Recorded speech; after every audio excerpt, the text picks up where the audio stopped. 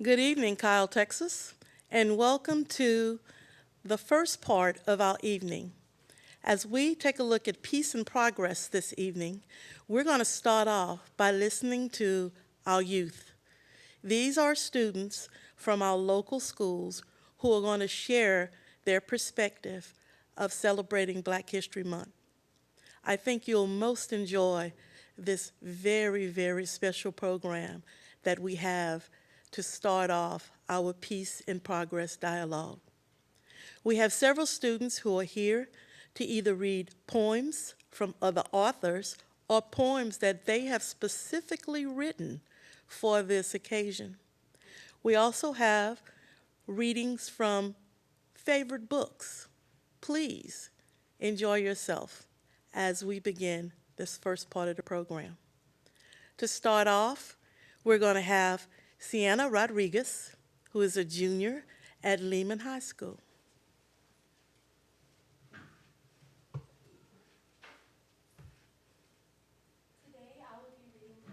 By Richard Blanco. One sun rose on us today, kindled over our shores, peeking over the Smokies, greeting the faces of the Great Lakes, spreading a simple truth across the Great Plains, then charging across the Rockies. One light, waking up rooftops, under each one a story told by our silent gestures moving behind windows. My face, your face, millions of faces in morning mirrors, each one yawning to life, crescendoing into our day.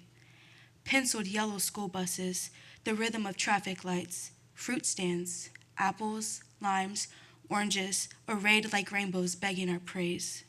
Silver trucks heavy with oil or paper, bricks or milk, teeming over highways alongside us. On our way to clean tables, read ledgers, or save lives, to teach geometry or ring up groceries as my mother did for 20 years so I could write this poem. All of us as vital as the one light we move through, the same light on blackboards with lessons for the day. Equations to solve, history to question, or atoms imagine. The I have a dream we keep dreaming, or the impossible vocabulary of sorrow that won't explain the empty desk of 20 students marked absent today and forever. Many prayers but one light, breathing color into stained glass windows, life into the faces of bronze statues, warmth unto the steps of our museums and park benches, and mothers watch their children slide into the day. One ground, our ground, rooting us to every stalk of corn, every head of wheat sown by sweat and hands, hands gleaning coal or planting windmills in deserts and hilltops that keep us warm. Hands digging trenches, routing pipes, and cables. Hands as worn as my father's cutting sugar cane so my brother and I could have books and shoes. The dust of farms and deserts, cities and plains mingled by one wind. Our breath. Breathe. Hear it through the day's gorgeous din of honking cabs, buses launching down avenues, the symphony of footsteps, guitars, and screeching subways, the unexpected song burn on your clothesline. Here, the squeaky playground swings, trains whistling or whispers across the cafe tables, hearing the doors open for each other all day, saying hello, shalom, buongiorno, howdy, namaste, or buenos dias, in the language my mother taught me, in every language spoken into one wind carrying our lives without prejudice, as these words break from my lips. One sky, since the Appalachians and Sierras claim their majesty, and the Mississippi and Colorados work their way to the sea. Thank the work of our hands, weaving steel into bridges, finishing one more report for the boss on time, stitching another wound or uniform, the first brushstroke on portrait, or the last floor on the Freedom of Tower jutting into the sky that yields our resilience. One sky toward which we sometimes lift our eyes tired from work, some days guessing at the weather of our lives, some days giving thanks to a love that loves us back, sometimes praising a mother who knew how to give or forgiving a father who couldn't give what you wanted.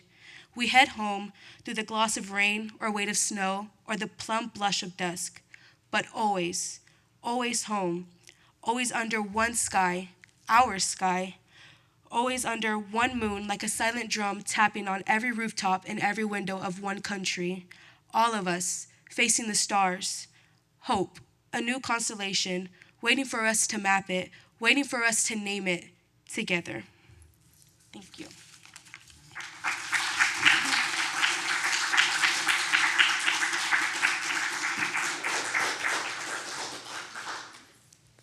Thank you, Sienna. Our next student will be LJ Nunn, who is a fourth grader at Negley Elementary School. LJ.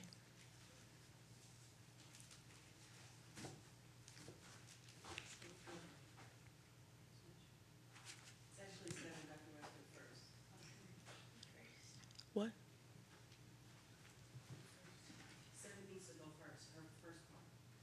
Okay, okay, okay. All right, sorry about that. 7 is going to go first. 7 Robinson, who is in fourth grade at Negley Elementary. 7.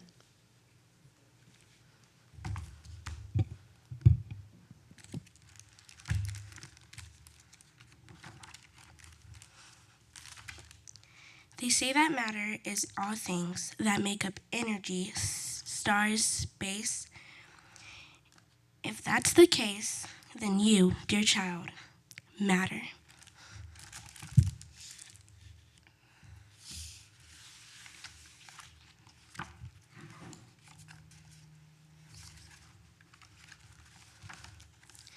K is for kin, our fathers and mothers, our ancestors, elders, our sisters and brothers. K is for Kwanzaa, which honors that bond.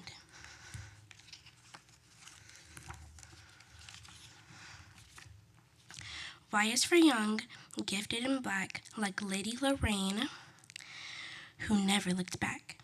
She wrote of big dreams in rooms so small, it's hard to believe they were dreamed in at all. Lorraine and her work moved Nina Simone, so much that Nina made work of her own.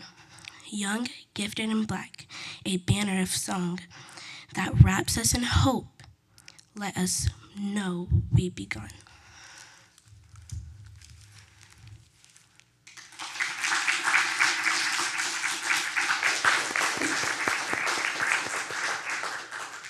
Thank you, 7. And now, LJ, would you please go to the podium and share with us?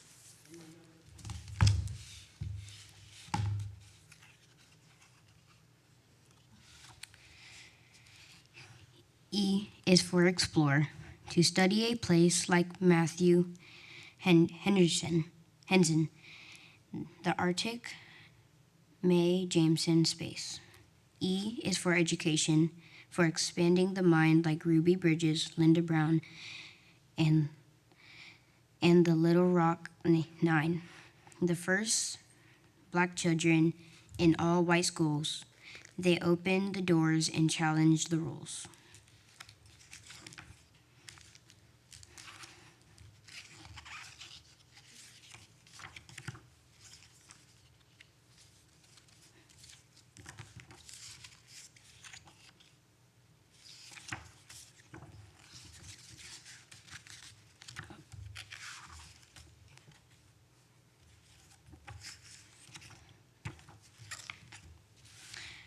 Y is for young, gifted, and black, like Lady Lorraine, who never looked back.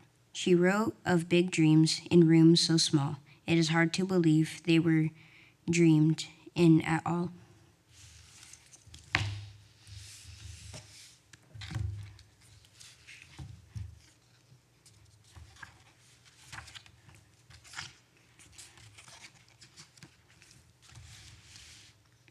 Oh.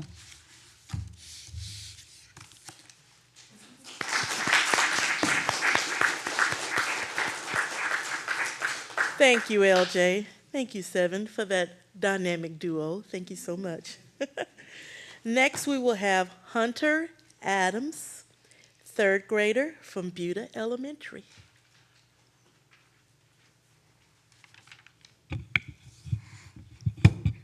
The Undefeated by Kwame Alexander.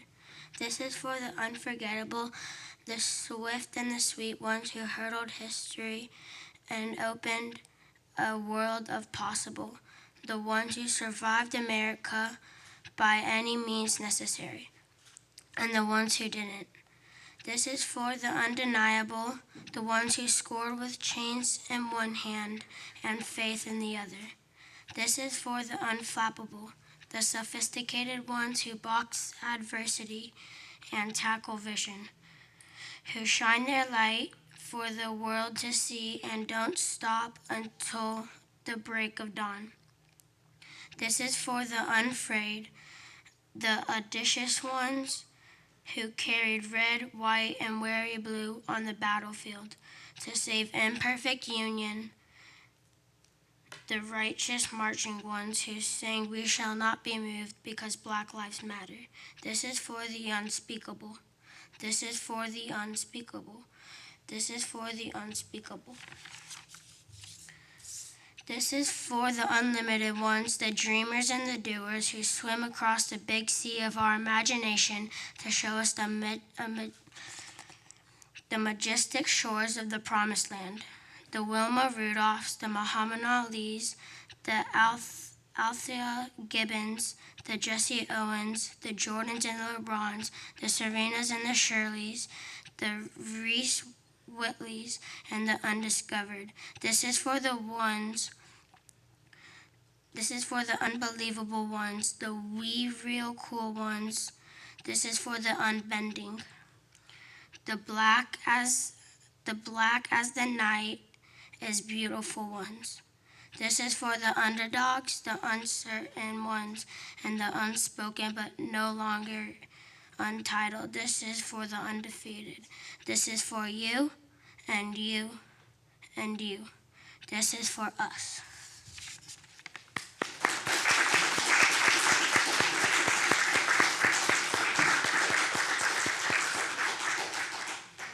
Thank you, Hunter. That was very inspiring. Next, we will have Noel Clark, who is a senior at Lehman High School, who will be sharing with us 2 original pieces.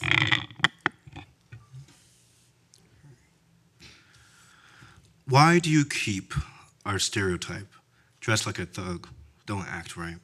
Why do you get enraged by those who call you the name of which you uphold?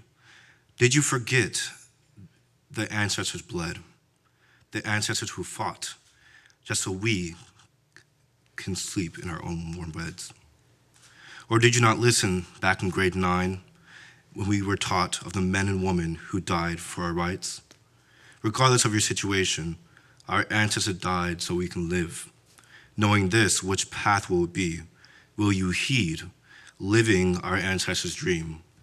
Or will you uphold our stereotype, losing your soul, wasting your life? You can be better now or be better later, but time won't always be in your favor. So choose wisely and do what you must, but just remember, our soul is what the world wants. Ancestors, ancestors, what have we become? You slaved all day and were whipped in the sun. Today our children are whipped with leather belts. And then we say, this is how you felt? Ancestors, ancestors, joy did you cry when taken out of Egypt through waters divide. And now you watch us, dried of glee, for now we worship the currency of trees. Ancestors, ancestor, I thank you all for teaching me, for not letting me fall.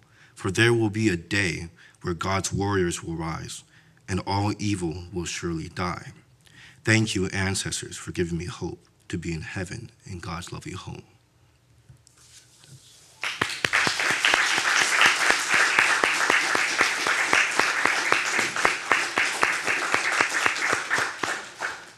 Thank you, Noel. Now we will have Victoria Garcia, a junior from Lehman High School, reading us a new book that has just come to the publication world. Victoria. Today I will be reading That Flag by Tamika Fryer Brown.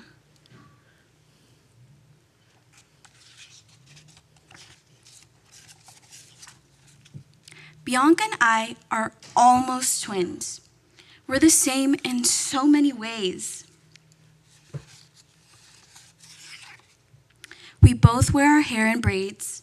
We spend independent reading time together. We play Foursquare better than anyone in our class. We're inseparable. She's my best friend.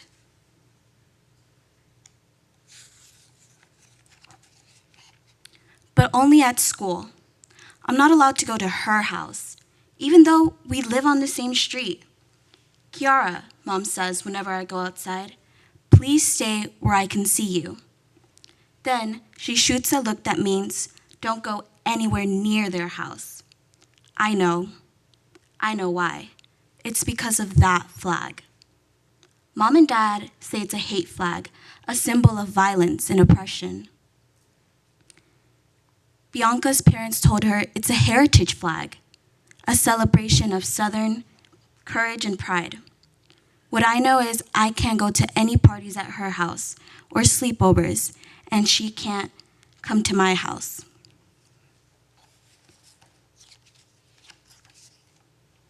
At bedtime, before my parents tuck me in, I remember my field trip form. It's for the Southern Legacy Museum. Dad says they have a new exhibit. Mind if I tag along? I don't mind. Dad is a lot of fun, and he even buys me some souvenirs from time to time. Mom and Dad hug me tight for an extra long time. On field trip day, once we're off the bus, Bianca and I link hands.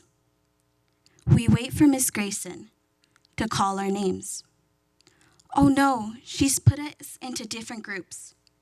When I start to frown, Dad tugs on my braids and makes a face and smiles. I can't help but smile back. I'm glad my dad's with me. After walking around for a while, we see a red, white, and blue sign that says Stars and Bars. Dad takes my hand. This is something that we need to see.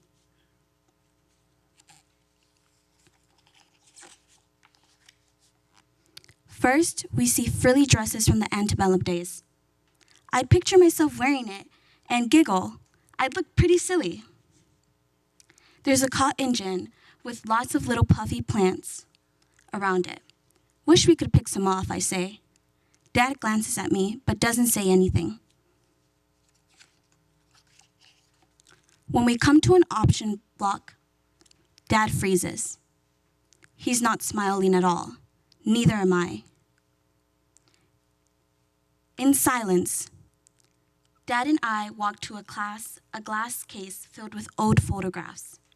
I see soda fountains, poodle skirts, gigantic cars with fins, dogs and water hoses, teenagers crying in the streets, scary men in white gowns holding torches and flags.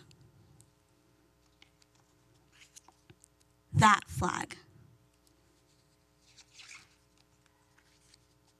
Kiara, Bianca runs up to me. I was looking for you everywhere. She throws her arms around me, but I don't hug her back. What's wrong? She asks. My throat feels tight. I'm not sure what to say. I just point to the pictures in the case and I walk away. Back on the bus, me and Dad sit up front behind the driver. I stare out the window, remembering those pictures and that flag, my best friend's flag. Later that night, my family and I talk for a long time. They tell me the things they've never told me before. About the scary things that my grandpa saw when he was just a kid. About Mom and Dad being called bad names and chased by bad people in a truck. About Selma. About Charleston 9. We talk about things Black people had to do every day to stay safe. After our talk, I feel scared and confused and mad, but mostly I'm sad. At school the next day, I wait for Bianca to say something about the pictures. She talks about her puppy instead. I guess the pictures didn't bother her. I guess we're not the same. I guess we're not best friends after all. During reading time, I read by myself. And at recess, I jump rope alone. When Miss Grayson asks what we learned from our field trip, I say, the Confederate flag is racist. That's not true, Bianca says. It stands for Southern pride. The Confederacy, Miss Grayson says, fought a war to keep Black people enslaved. Their battle flag is still used by hate groups who want white people to rule. Their battle flag is, no, Bianca shakes her head. Why would my family fly a flag like that? I don't know, Mrs. Grayson said, but it's a good question to ask. I'm trying to beat my grandpa at chest when I hear Grandma cry. Lord have mercy. Mom turns up the news. It's news none of us want to hear. 2 Black people were shot in their own front yard by 3 white men. They show the pictures of the men on TV. They're standing in front of that flag, the hate flag. My family and I go to a candlelit vigil to honor the couple that was killed. I look in the crowd, and I can't believe my eyes. Bianca and her parents are here. I did not expect her family to come. I wonder why they did.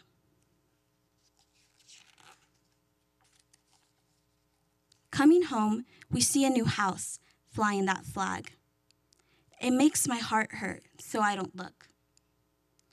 We pass Bianca's house. They've taken theirs down. I can't stop staring. I wonder why they did.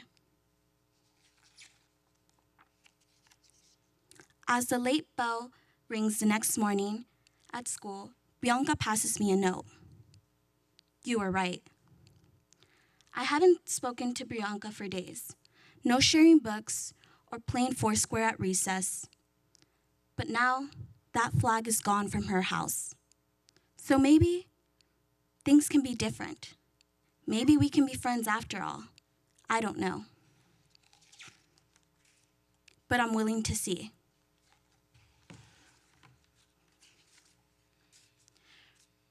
From 1860 to 1861, 11 states seceded from the United States of America in an act of insurrection. They called themselves the Confederate States of America, or the Confederacy. On April 12, 1861, the Confederacy started the Civil War by attacking Fort Sumter. They went to war to protect their ability to hold Black people captive in a system known as slavery, a system through which they had accumulated a great wealth. They also did not consider Black people to be equal to white people and did not care about Black people's rights to exist as free human beings. The Confederacy fought to maintain this violent and oppressive system of slavery at all costs.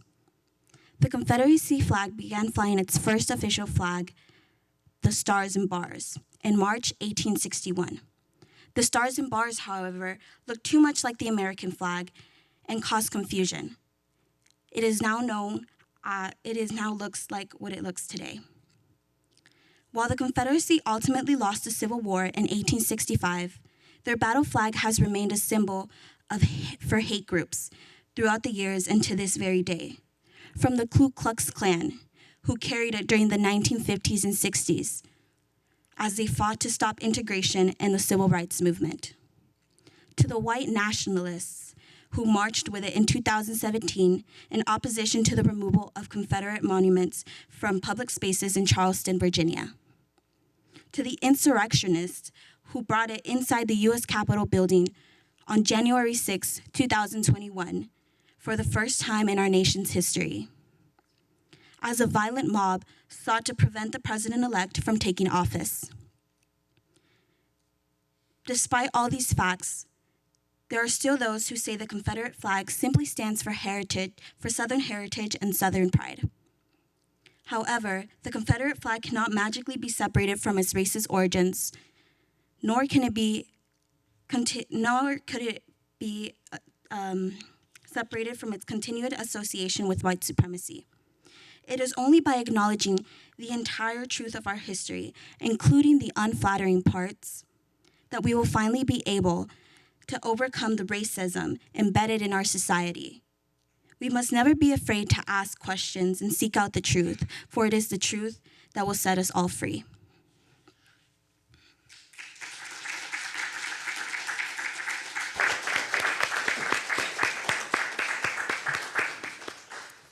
Thank you, Victoria, for bringing this part of the program to a conclusion.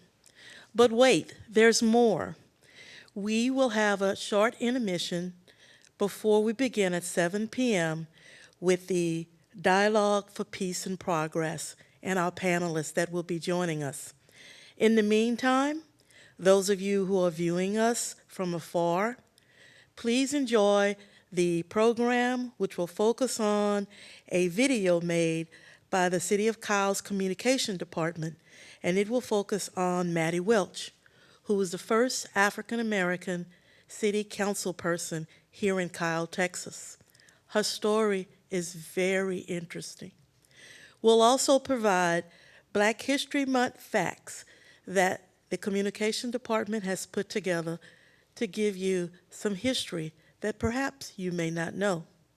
Those of us here in the audience, please enjoy the refreshments outside and talk among yourselves, and we will begin the second part of the program at 7 p.m. It'll also be aired live at 7 p.m. Looking forward to part 2. Thank you so much for joining us. Another round, please, for our students.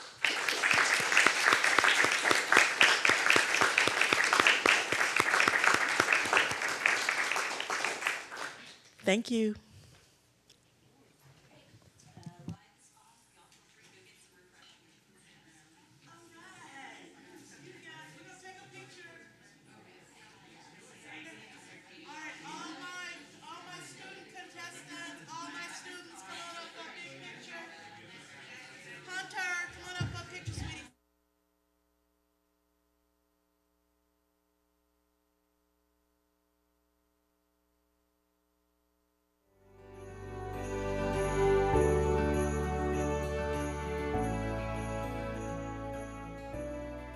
How long you been in Kyle for? Let's see, I think I came back from Georgia in about, I'd say 30, 40 years. Mm-hmm. You know how long your family was in Kyle for? Wow. Since maybe the 17th century, that's as far back as they have told me about. At that time, we were thankful to just survive, during that time. And there was no history taught. Mm-hmm. So it wasn't something you want to talk about, and put it that way. Mm-hmm. It's very painful because some of them they just lynched them just because they could.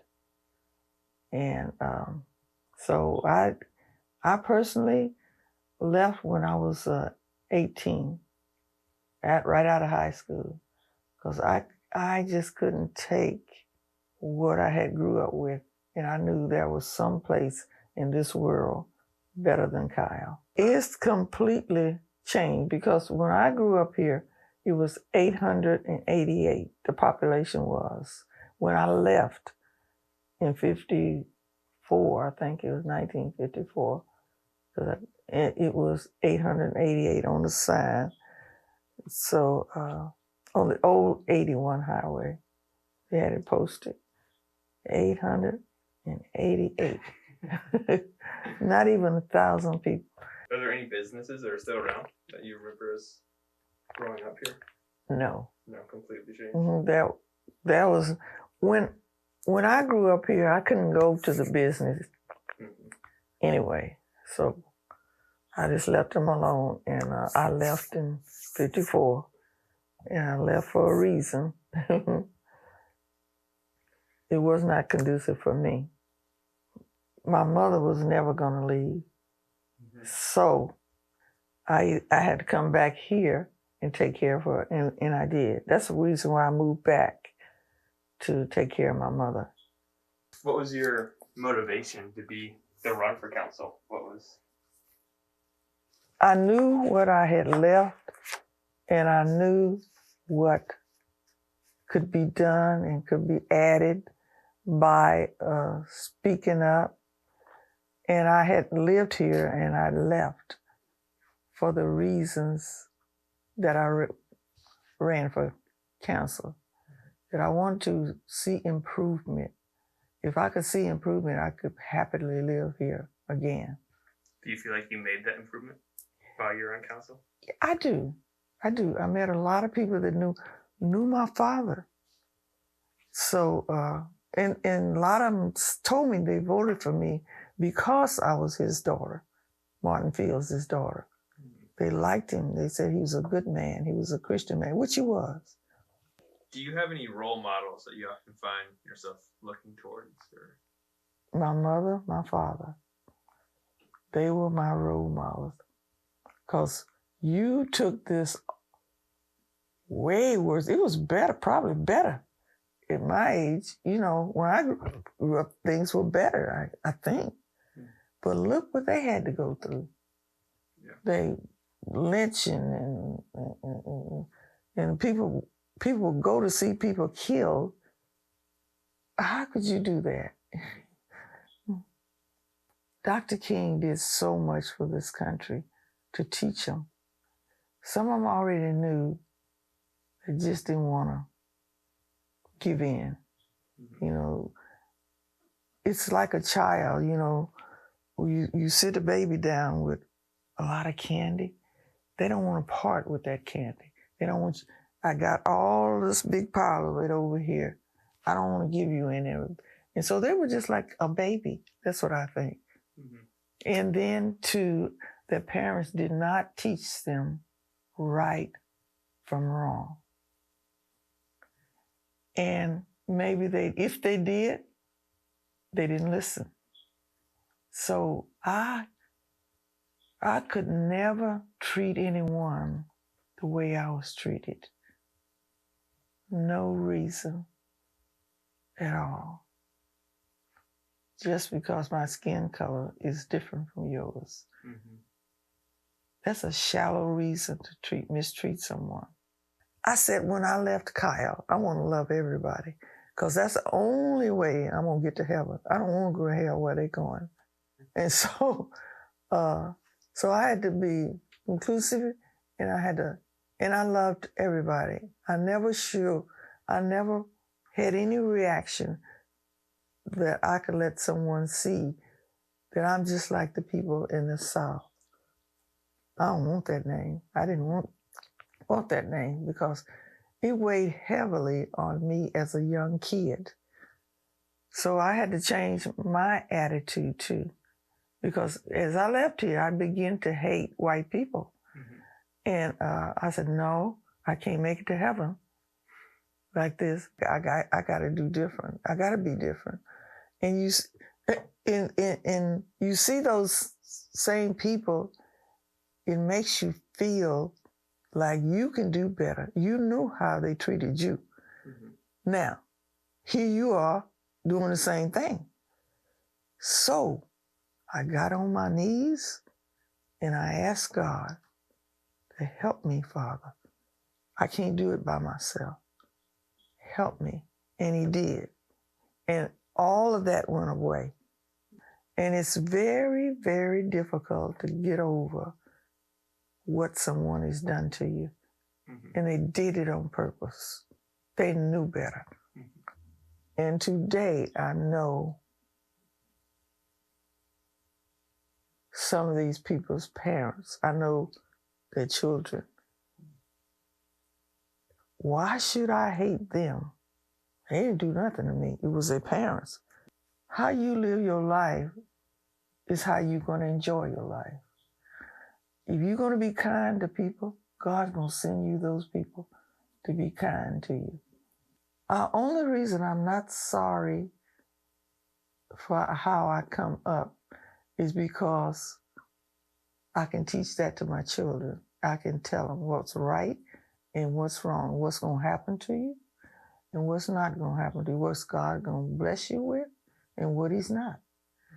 And I love my life, and I've had a good life, and I live in a nice home, and I have enough money to take care of myself, and God has just been good. What words would you use to describe the people of Kyle? Grateful, merciful, kind-hearted, loving. I could just keep going. And that's what I love about Kyle now. You know, not the Kyle that I left, that Kyle just drove me out of here. When I come back, it's a better Kyle, you know, it's a better devoted council members that will stop and talk to you. This is the Kyle that I prayed for, wanted to live in, wanted to devote my time to helping other people.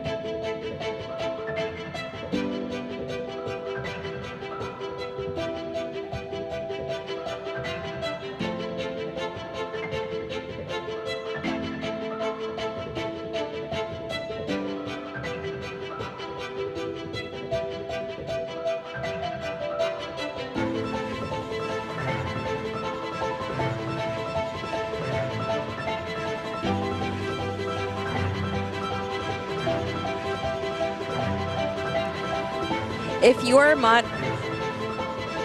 a moderator for the 7 p.m. dialogue, if you could meet us at the panel dais at 6:45.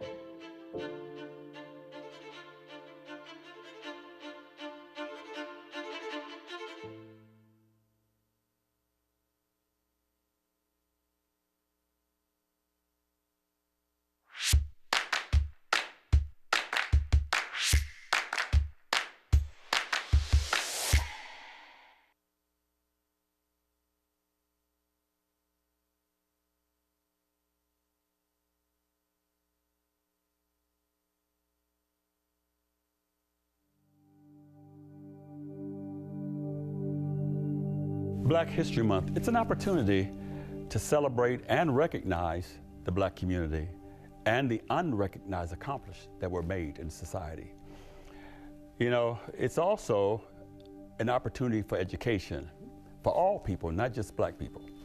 For me, it's more of a time of reflection, just because I use it as an opportunity to learn. But it is also a time of celebration because of the fact that I can now, because of the people that I'm learning about, I'm able to learn about things whenever I want, however I want. I can walk into a library if I want to and read a book.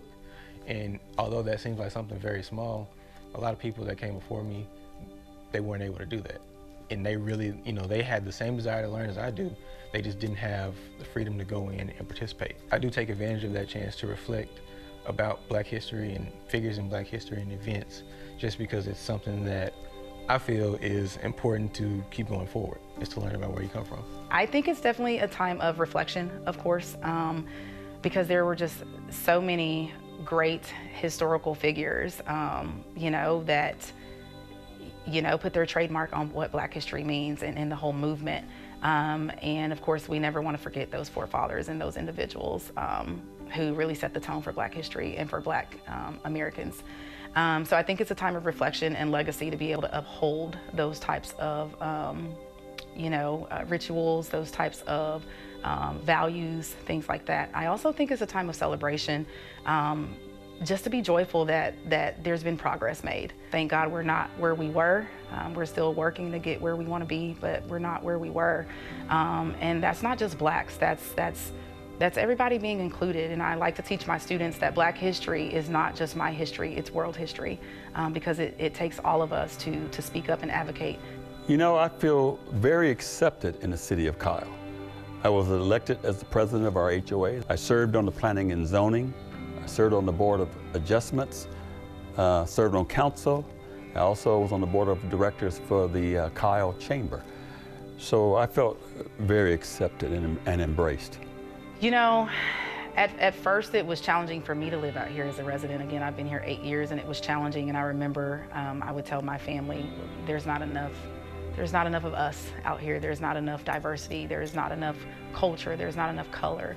And you would definitely feel isolated and disconnected at times. But now I see a lot more Blacks are moving into the area, and so that's definitely changing the face of Kyle. It's definitely making it a more inclusive community and inclusive environment, which I think is amazing. I can appreciate it. It's bringing the Black businesses into town. It's bringing, the classrooms are looking more balanced and more diverse. Just the community in general. It's bringing more events and causes for events. And so I would just say that it's fast, it's growing, it's becoming what it should be, which is really well-rounded, a well-rounded place to live. It is a very welcoming community, and I think the small town like lifestyle of Kyle mixed with it being in such a close proximity to Austin, I think this town specifically is a very unique mix because like there's not a big university here, so it's not a completely youthful town, but there are a lot of young people here and mixed in with a lot of older people. And I think that's a good, you know, recipe for a balanced community because you get to see a good balance of personality types here. And it feels like a real place. Like Kyle feels like a real place that you can call home. Kyle keeps growing. People don't really remember this, but when FM 1626 actually ended before it even got into the city limits of Kyle, the access roads on I-35 were actually two-way on both sides. The only restaurant we had was the Dairy Queen. It's changed quite a bit. You know, when we got HEB and began to build roads, with that came growth, and with the growth came a great amount of diversity. I think as a community, Kyle will continue to grow naturally just because of the proximity of where we are.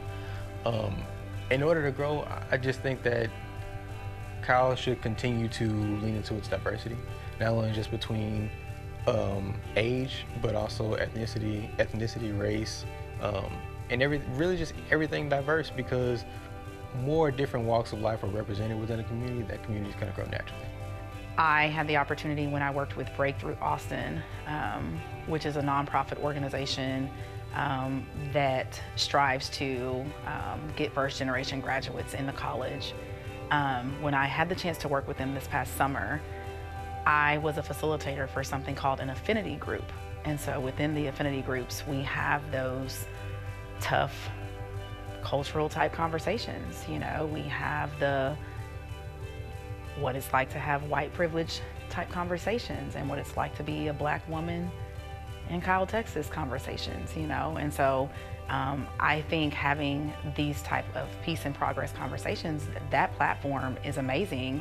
It's a brilliant idea because it's something that gives someone the opportunity to speak up who may not necessarily speak up. It gives them an outlet. That's how you learn, is to ask the question. And that's been the hesitancy in moving forward, is because people are afraid of hurting feelings. And we know, people know when you ask questions, you're not trying to hurt people's feelings, you're trying to educate yourself and understand. And you should have that right. And so if we can get past that, well, I don't know if I should ask, or they're not going to accept that from me, or I'm this color and I can't say that. No, you are a human being and you should be able to ask the questions to learn from another person. I'd like people to know, especially the young adults and the generation that's coming behind us, that if, and we've all heard this, if you can see it, you can be it. Everyone needs to be able to see someone that they can relate to. Kyle elected the first Black person to the city council in 1997, a woman named Maddie Broadfoot.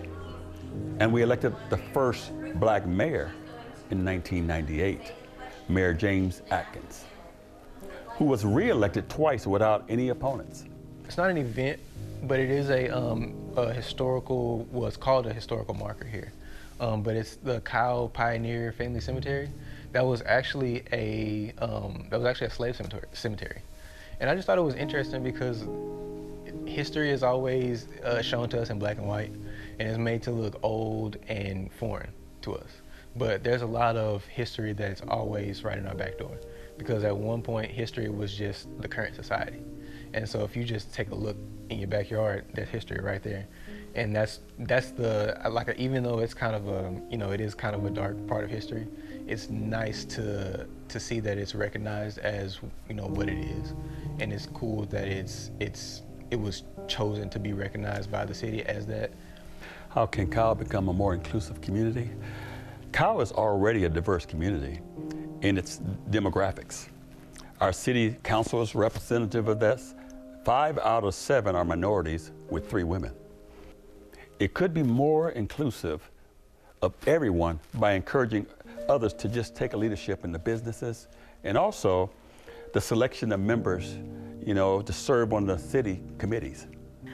Doing things like this, you know, reaching out to minorities and inviting their voice, reaching out and letting the minorities know that they are a valuable part of the community.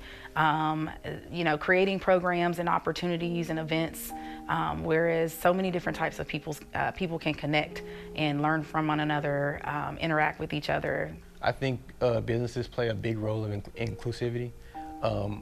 Places that have, just speaking for me, Black-owned businesses seem to draw in more diverse crowds naturally. And I think just having a more diverse community of businesses that are owned by different types of people will naturally bring different types of people in and throughout the city. When you come to a new place, you want to see new things that are different.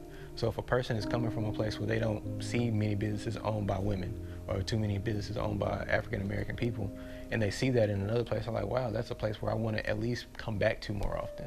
And then they eventually decide, well, maybe I want to actually plant my home base here. 2020 did have some impact to a lot of people. It was a year that got everybody's attention. There were events across the country that were on a national level. With the Black community, it shook the very core of the Black community nationwide. Also with George Floyd and the media, where it was he and the police officer in the street. No one in my mind could walk away and not realize there's an issue in the Black community. And I think it spoke loud and clear to many, many people, rightfully so. I think this involved everybody, you know, of all races. to chime in and to make a difference. And I think the things that happened in 2020 themselves aren't necessarily new or even really very different from the things that have happened in earlier years, like in 2016, 2014. I just think that a lot of time was spent paying attention now.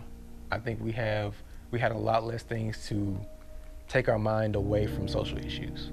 I think watching the way that it happened with Floyd was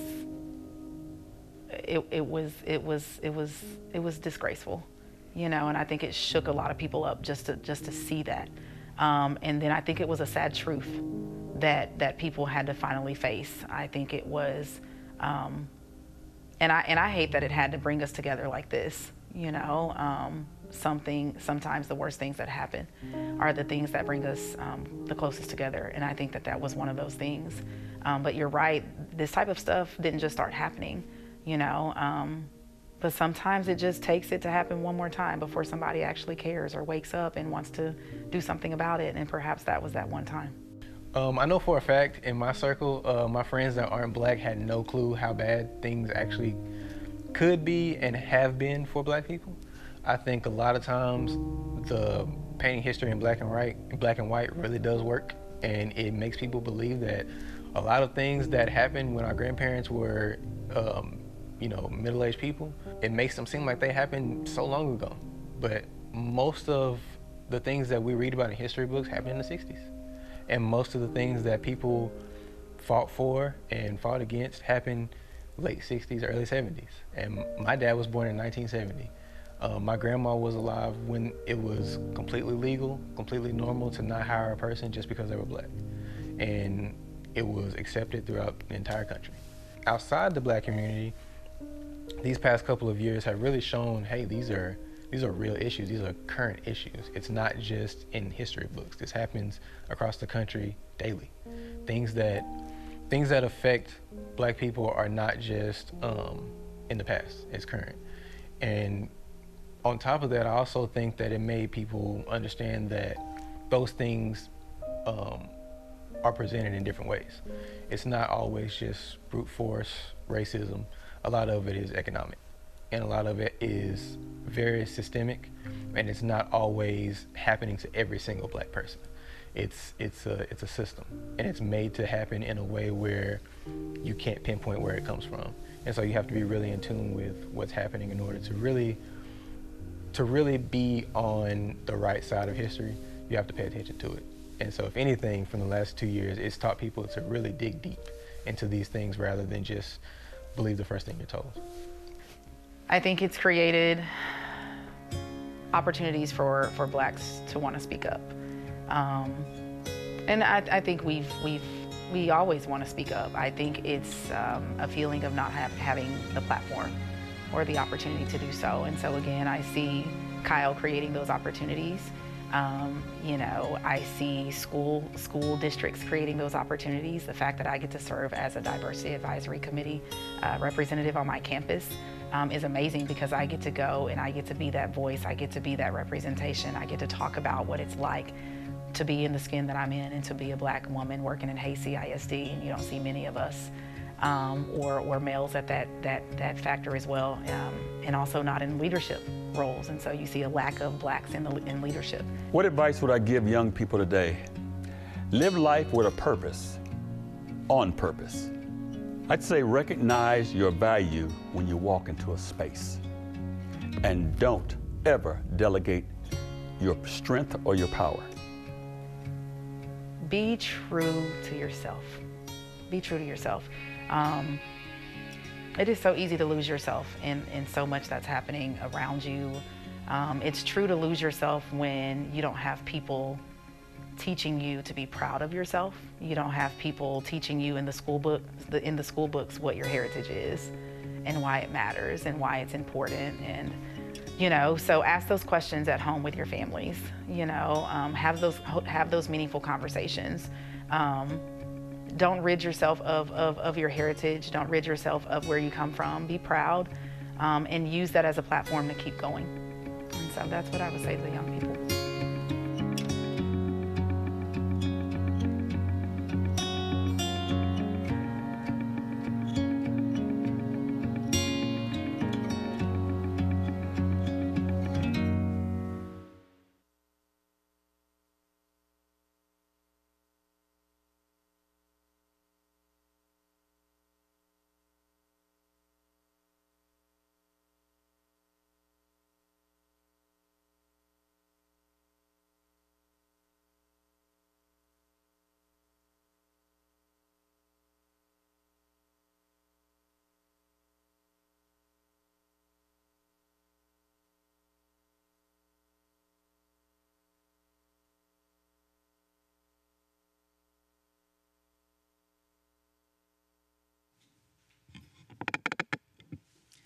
Good evening.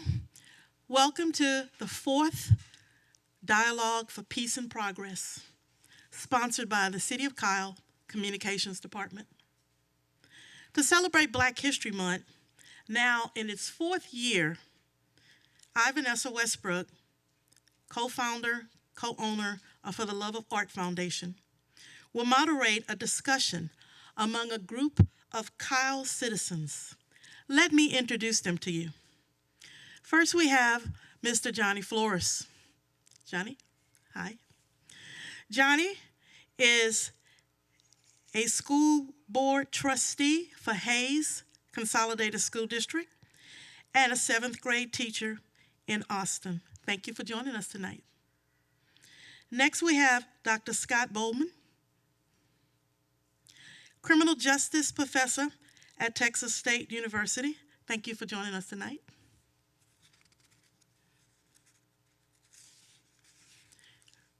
We also have Ms. Brittany Cox, 3rd grade teacher at Buda Elementary School, also the chair of the Hayes Consolidated School District Diversity Advisory Council. Thank you, Ms. Brittany, for joining us this evening. We have Ms. Mia Michelle, a senior at Lehman High School and a student member of the Hayes CISD Diversity Advisory Council. Thank you, Ms. Mia. We also have Dr. Ariel McField, assistant professor of psychology at Texas State University. Thank you for joining us tonight. We have Reverend Derek Ben, pastor of Greater Bethel Church in San Marcos. Thank you for joining us tonight. A little bit of history in regards to the dialogue that we are about to engage in tonight. In 2020, after the unnecessary and horrible death of George Floyd, communities in the United States, and actually across the world, needed to communicate and reduce negative feelings from all directions.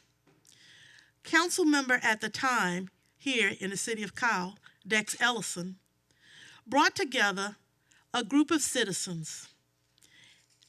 And with those citizens, the idea was to have a dialogue. Working with a few members of the community, Dex Ellison designed a plan of action that would create an environment for residents to talk in the city of Kyle. Councilmember Ellison continued to work with his citizens advisors, and the communication continued for several years as the dialogue was hosted for the citizens of Kyle. This is the fourth of those dialogues in regards to Black History Month. There are others. As the stars on the stage, the citizens who volunteered to sit on the dais and dialogue about what was going on in our community, that has continued as we are here this evening. We will be having a series of questions that have already been given to our panelists. These questions were designed to promote the idea of dialogue and discussion. There is no right or wrong answer. There are only answers. Hopefully, among us, we will be able to have a discussion and share. But not just us. In doing the Peace and Progress dialogues over the past few years, more and more requests came in how to get others involved. So to do that, we're going to have what's called a Menti time. Mentimeter is a program that will allow you to go to an app on your phone, enter the code that we will share with you a little later on, and those of you in the audience, as well as those who are watching this evening online, can be a part of this program tonight. You will have a set of questions to answer, and those questions will appear on the screen for us to see here in the audience, as well as for the panelists to see on the dais. We may actually take one or two of your answers and elaborate on it. So we want all to participate as we move through the questions this evening. Panelists, keep in mind that you have the option of answering the question or listening to the answer of the question. You have the opportunity also to change your mind. And you thought you weren't going to say anything, and someone on the audience has said something that sparked something in you, so you do want to say something. So you have your handy-dandy commemorative paddle, which you get as a gift, by the way, and it actually notes that you're participating in the program this evening. So as I go through the questions, I will give you an opportunity. I want us to try to keep our answers somewhere around about 2 minutes if we can, so that we can get to everything before the end of our time. So I'll keep you on track with that. Now, I'm not asking you to rush through anything, but overall, don't give us a dissertation either. My fellow colleagues know about that. All right. So with that in mind, we are going to start with our first panelist question for this evening. The first question is, what is your perspective on the theme for Black History Month 2024? That theme is African Americans and the Arts. Again, the question is, what is your perspective on the theme for Black History Month 2024, African Americans and the Arts?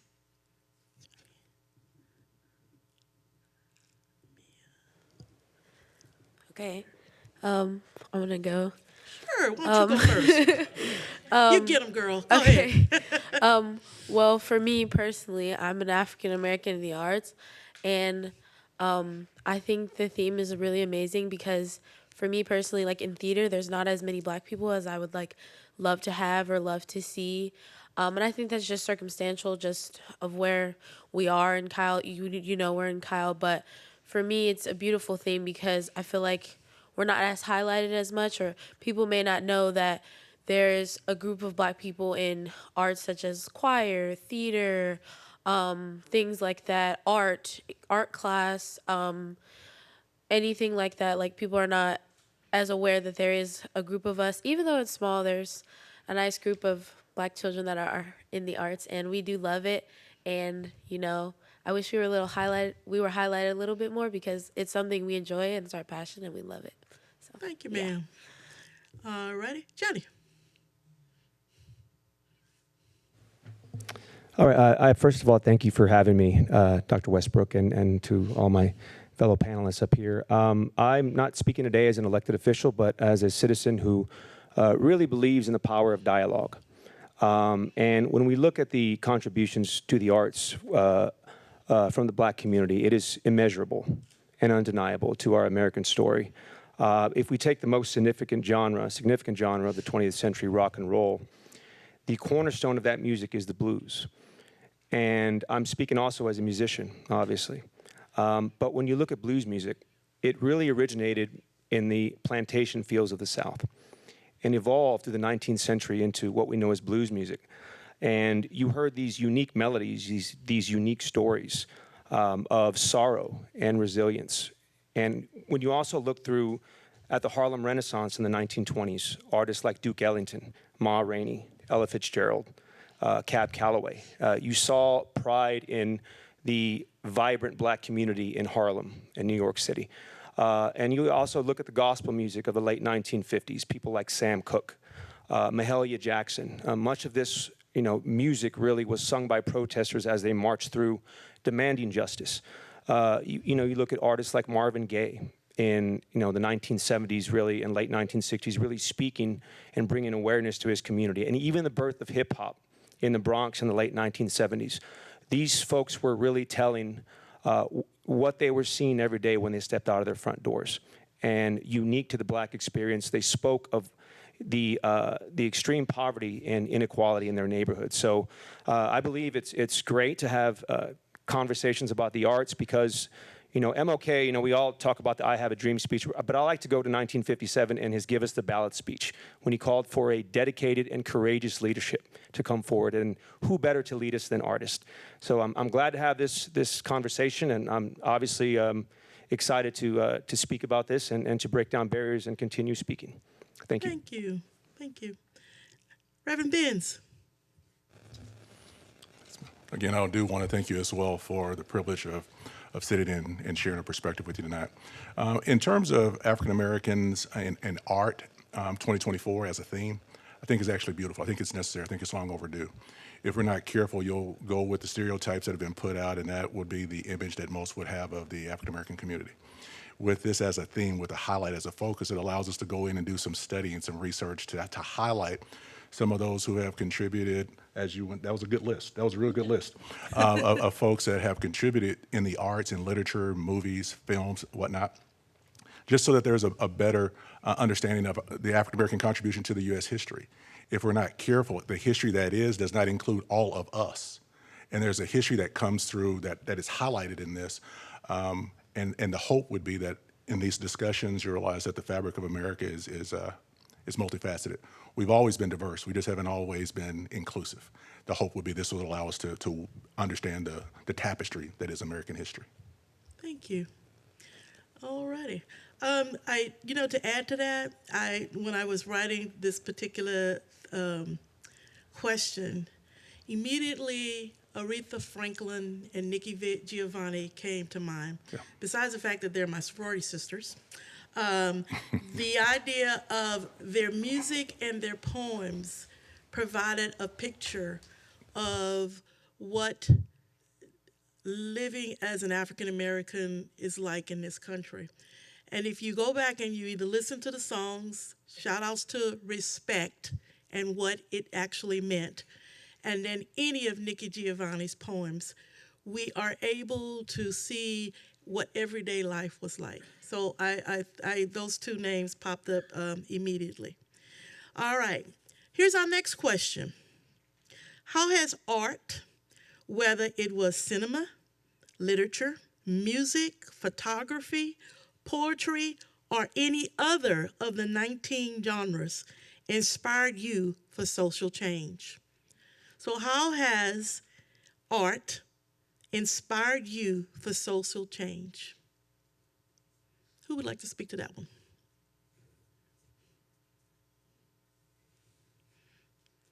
We have Ariel, we have Mia.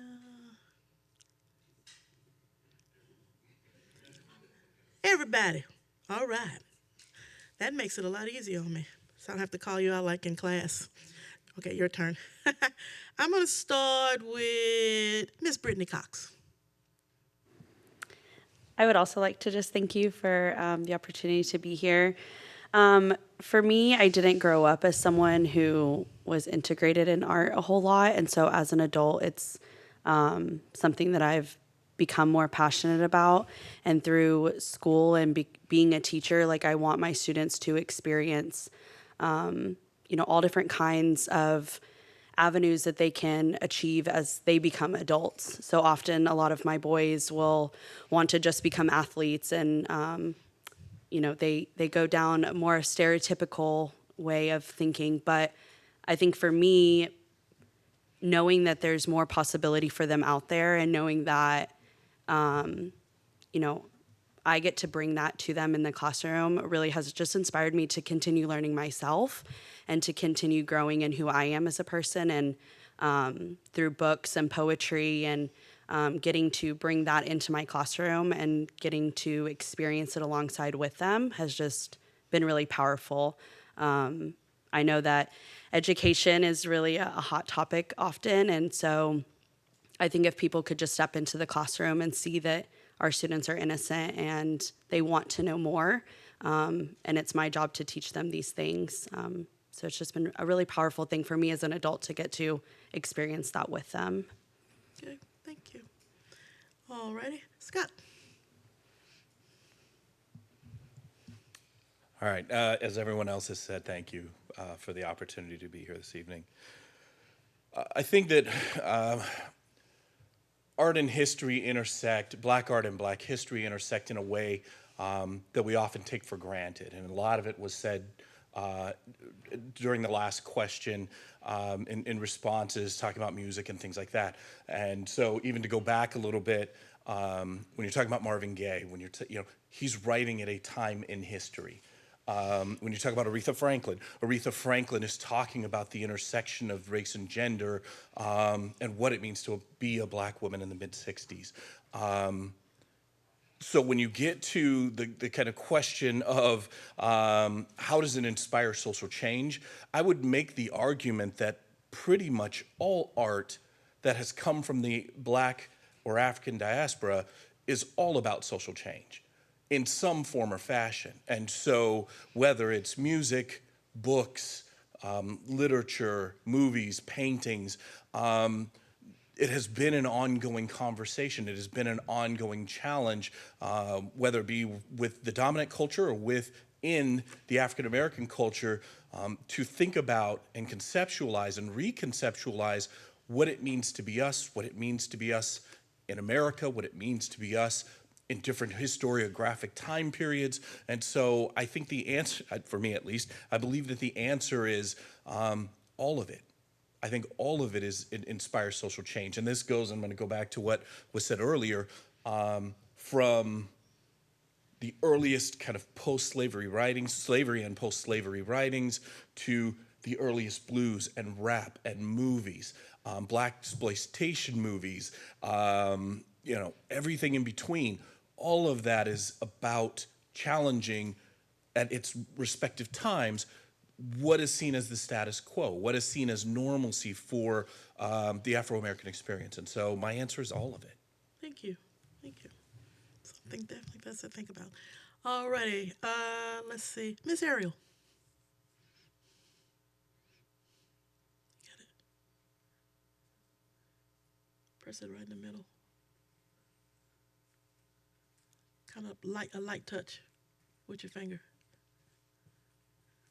Help is on the way. Help is on the way. Obviously, this mic doesn't like me. Thank you. Thank you, Rachel. As far as the question is concerned, I reflected on this. My dad is a music teacher, so music is an art form that I connect with pretty regularly. And thinking about my journey in life and the stages and being a millennial, a lot of the older music really resonates with me because it tells a story about what that context was, but also how far we've come and the work that we have to still do, right? And so with that being said, I feel like a lot of that music provided an avenue for me to understand what needs to be done and what has been done and appreciate that. So a lot of the music that I listen to is really a lot of the older music, Marvin Gaye, all the people you listed pretty much. But I would say it inspires me to find my way that is unique to what I feel like my strengths are and advocating from that perspective. And so for me, that may look like a professional advocacy or in my, personal life, perhaps speaking up when things aren't equal or if equity is missing. And so just being able to be a voice for those who feel like they're voiceless. Thank you. Thank you very much. Alrighty, let's go with Johnny. You mentioned genre, and if you're in any way in public service or working in the community, you sometimes have to, in some ways, get yourself kind of ready and get yourself in the mindset to serve. And there's nothing better to listen to than, what they call soul music, right? Sam Cooke. Marvin Gaye, Stevie Wonder, especially when they kind of got out of the pop era of the early 60s and really started to really ignite social commentary into their music. Speaking of what they were seeing, even Stevie Wonder in one of his songs, A Place in the Sun, speaks of, like a branch on a tree, I keep reaching to be free, right?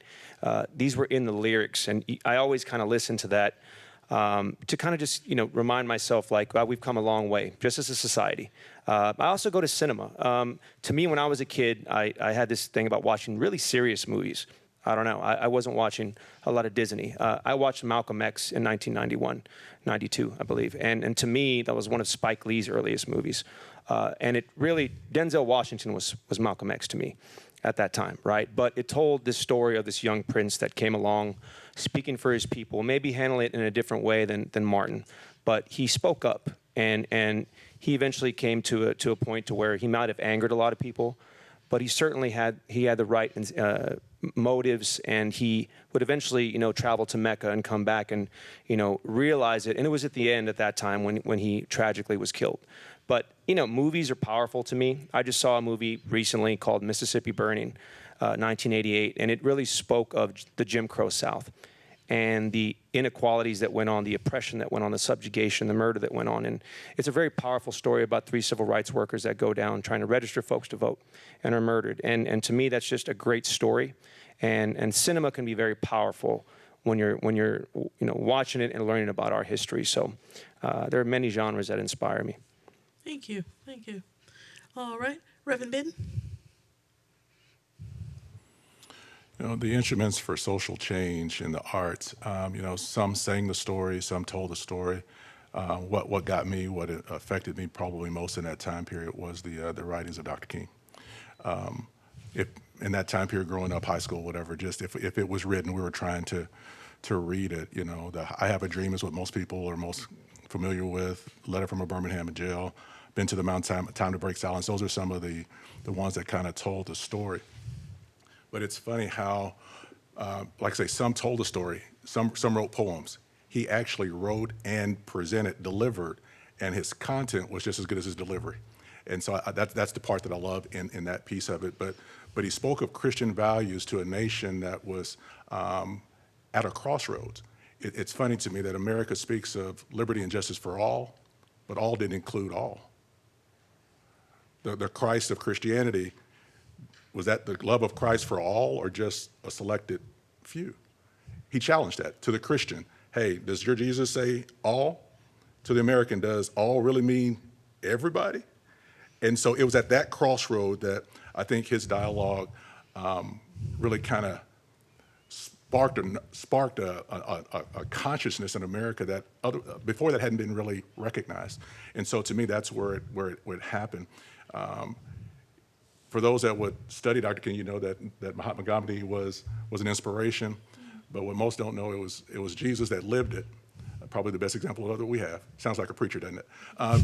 Jesus was the one that lived it. Paul was the one that wrote it. Martin was the one that read it and then shared it with the people to leave a movement to spark a new consciousness in America. And so when we talk about social change, for me, it's going to be Dr. King for those reasons. Okay, thank you. Miss Mia? For me, it's music and literature because I've been in music like forever. Since I was little, music has always been something that's very, to me, there's always been a message behind it. From old music to new music, there's always a message behind it. And my personal song, there's a song that really speaks a lot of change and diversity, is Stand Up by Earthia Ervo. I think that's how you say her name. When she created that song for the movie Harriet, I really was like, that speaks volumes about change and what it was like to be in the Underground Railroad and slavery at that time. It was definitely that music. It was heartbreaking, and that's something that makes you wake up this was real.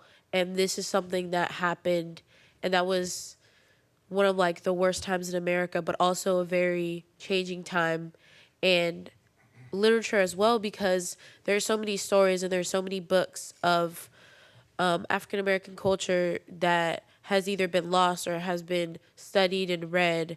And that also speaks a lot to me because I've read a lot in school and outside of school about Black history, whether it's hair, music, art, culture, anything that's doing with Black people. So definitely music and literature for me has been something that makes me want to induce change. Even just singing recently has made me my voice can be shared to other people. That definitely encourages me to spark change.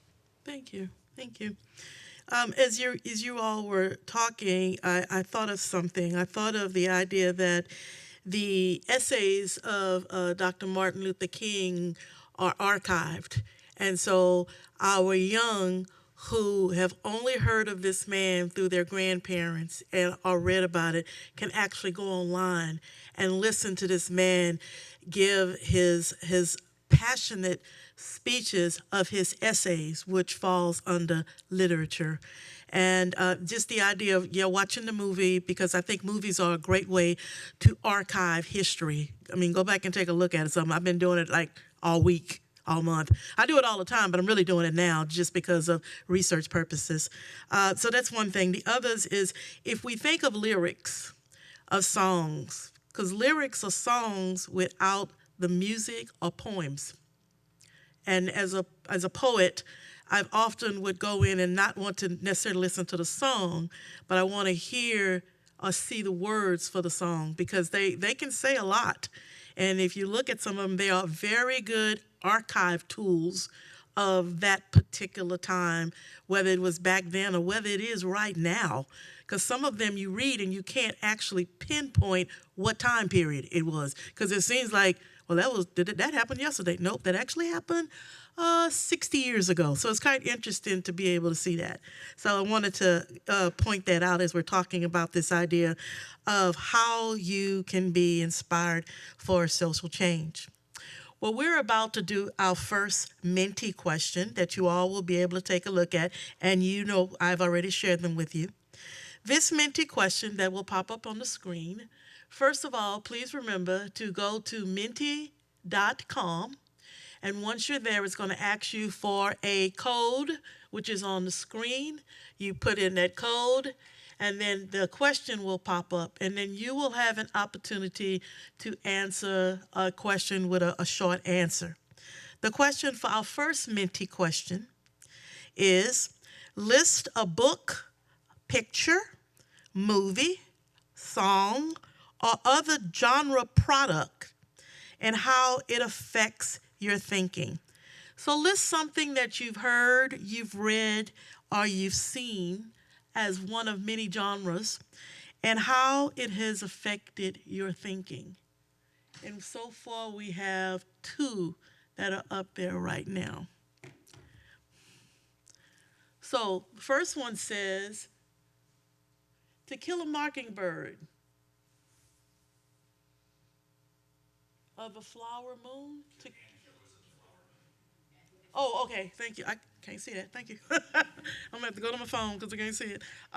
So there's one answer, interesting. To Kill a Mockingbird, how interesting. Which was for the longest time required reading back when I was in school, maybe up until probably almost the 70s, 80s even, maybe 90s. No, I'm not sure where they're going with it right now. But it was a serious book that got a lot of criticism, almost to a point of, how dare you tell our business mentality. Don't be putting all that out there for people to see and that sort of thing. So if you were living in an era where To Kill a Mockingbird actually took place, those folks didn't necessarily want you to know all of that. And I almost always think of another movie that recently happened in the past 5 years, The Help. Right? Did the same thing. How dare you put our business out there? Don't be telling people all of that. And so very interesting, very popular movie. It led to more people to buy the book. And the idea of wanting to know, wait, what now? And because almost it's like a dream of something that happened a long, long time ago. And long time ago wasn't actually that long ago. So another one that's up is Beyonce's Lemonade album and the backlash that misinterpreted and misrepresented the message. This especially applies to formation. Interesting. Beyonce's Lemonade. I never thought of it like that. Anybody on this? Give me more feedback about Lemonade that I don't know about. Can anybody speak to that? No? Okay. All right. Huh? You tell us, please. You're not going to use that one. So, okay. All right, no worries. And then any of Audre Lorde's work? Did I say the name right? Any of Audre Lorde's work? Okay. Let's see another one that says Donald Glover. This is American, very inspired about how much work is left to be done and how that means and how that message must be mainstream. Okay? Donald Glover. The next one says The Song of Strength by Fred Harmon. This song starts out slow and soft, but as it progresses, it gets stronger and repeats, hold on, don't you ever let it go. It represents the progression of challenges. Interesting. Thank you, audience, for sharing that information with us. I don't know if any of those would have come up on my radar. And of course, we have Harlem by Langston Hughes, a classic. Thank you for sharing that one also. If anything, as we go through this evening, we are going to list perhaps various genres where you're going to say, and you're going to go look it up. Right? And that's exactly what we want, for you to go look it up to say, oh, okay, that's nuts. Didn't know about that one, to see what is the composition of the answers to some of these questions. All right, so you get a feel of how Menti works. I think as we move through the next set of questions, more responses will pop up as we try to get our audience to participate in what we're doing. So panelists, I'm going to go to question number 4. It says, celebrating the brilliance of Black voices in the arts and the art of resistance. In regards to the genre of music and cinema, what song or movie stimulated you to stand up, speak out, or take action against social injustice, i.e., prejudice, inequality, bias, discrimination, etc.? I'll read it again. The question is, what music or cinema product, a song or a movie, stimulated you to stand up, speak out, or take action against social injustice, i.e. prejudice, inequality, bias, discrimination? Who would like to speak to that? All righty. Okay. Ariel, I'm going to start with you. I got it this time. Yay. I'm getting it. Third time's a try. And so as far as the specific piece of art or music, I would say there's a song called Rise Up. The artist's last name Day, I think. But it talks a lot about, facing obstacles. And despite that, we still get up and try to make a change even when we're tired. And things will keep happening, but we have to keep, moving forward. And so I would say that's a song that really, that I could relate to personally. As far as cinema, I don't know why The Color Purple is on my mind. I haven't seen the new one. I'm a little scared, but because I feel like it's a classic, right? Yeah. And I think there are a number of things that I feel like from watching that, from various perspectives, you can kind of get different meanings out of it. And I think that's one of the beauties of art. Basically, you interpret it based on your perspective sometimes. And so I think that's something that, looking at how Celie was treated and all those different layers and those storylines, I think really provided a perspective, but also opportunity to learn from something, an experience. And then where do you see yourself in that experience? And what would you do? And how would you support someone in that experience? So I think when I think about discrimination, when I think about bias, inequality, there's this consistent theme for me as far as like speaking up even when it's difficult, even when it's not a popular opinion. And so from there, I would say those two pieces inspire that, because eventually Celie speaks up, right? Mm-hmm. It took a lot to happen, but it happened. And so I think there's strength in being able to do that. Thank you, ma'am. All righty. How about we go with Johnny? This is obviously a tough one. Sam Cooke, Change is Gonna Come, is always it's just one of my favorite songs. But when I really have to think about it, I have to narrow it down to one. It's Marvin Gaye's Inner City Blues. It's got, not to mention a fantastic bass line and melody, but Marvin's really talking about, it's 1971, I believe, when this song came out. He's talking about how, at that time we could send somebody to the moon, but we can't help those in the ghetto. He's talking about the bills piling up.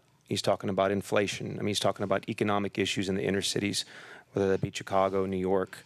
And he saw this. He convinced Berry Gordy, like, I want to make a protest record. Started to make that transformation. Before he came back and kind of went pop late, but he really wanted to make a statement with this song. Inner City Blues, it's just fantastic.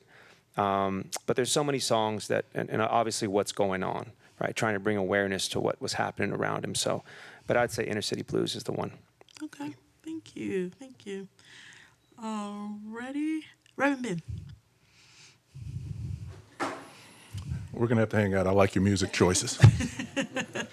There are a couple of things, and I can appreciate having a mom who was an English teacher now. I didn't appreciate it at the time, but that whole thought of, hey, lyrics are there, read them. Mm-hmm. Like, oh, it's not just a beat, it's the lyrics. And so that was an exercise that she had us do. But I remember she had us learn the National Negro Anthem. I'm like, oh, that's what that's talking about? Oh, that's not just a song that you sing behind closed doors, not in mixed company. There's a history behind it. There's a pain in it, and it tells the story. Change is going to come. Sam Cooke, if you find someone who can actually sing it, it'll have you having the same feelings that folks would have had even when it originally came out. I'll throw one in there just for comedy's sake. Rapper's Delight in 1979. Mm-hmm. What that showed me is that everybody can jam to the same song if it comes out right. It doesn't matter what your hue is. If the beat is right and the song and the lyrics are good, people will follow it. But some literature in terms of books. The movie Mississippi Burning was a game changer for me. My parents grew up in Alabama, and we would go down there and I would see the remnants of it, but the movie kind of brought it home and it made, we had to start asking questions about that, and that's kind of what got it there. But Billie Holiday's Strange Fruit will get you thinking. It'll tell the story. I wish that cell phones had been invented then, so that some of that stuff that was happening could have been recorded and put on YouTube then. Mm-hmm. That would have told a whole different story.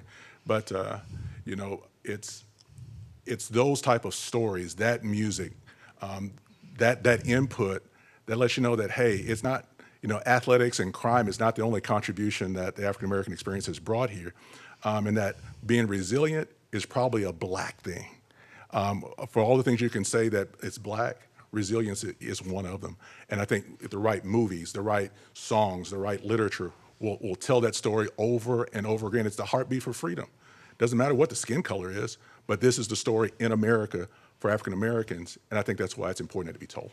Thank you so much. All right, Scott. So I'm going to start with movies first, and then I'll talk about music. As far as movies go, and if you'll notice, it's very difficult for me to limit it to one, right? I would say broadly that it is any movie that demonstrates the Afro-American struggle, or African-American struggle, depending on the time period, right? Anything from Mississippi Burning to Rosewood to, if you're a comic book nerd and you watched the HBO version of The Watchmen and their presentation of what happened in Black Wall Street, those to me, in terms of social justice and inspiration, those to me are always the litmus test to understanding our level of progress, right? And so if I'm watching something like that and I have to ask myself the question, how is that possible again? Could that happen again on a smaller scale, on a different scale? Is that happening now under a different title, under a different name, right? So even as was mentioned in the list before, The Killers of the Flower Moon, if you've seen the movie or you read the book or you're familiar with the story, it's the Osage indigenous tribe in Oklahoma and what happens to them in the early 1900s. Well, if you think about Oklahoma and you say, well, during that same time period in a different part of Oklahoma, they were literally burning down the entire black community. Right? The time period is so close and so similar. And so you look, and I'm going to use the Killers of the Flower Moon example, where the attempt is largely made to kind of trick folks out of their money and out of their, their hard-earned money. And you look, you go, does that happen today? Yes. If you look at things like how people of color's homes are appraised and the disproportionality of home appraisals, different interest rates. There are very few banks in this country that have not been sued for discriminatory practices, whether it's housing, cars, or whatever. The idea of putting humans in cages, which we've seen not long ago.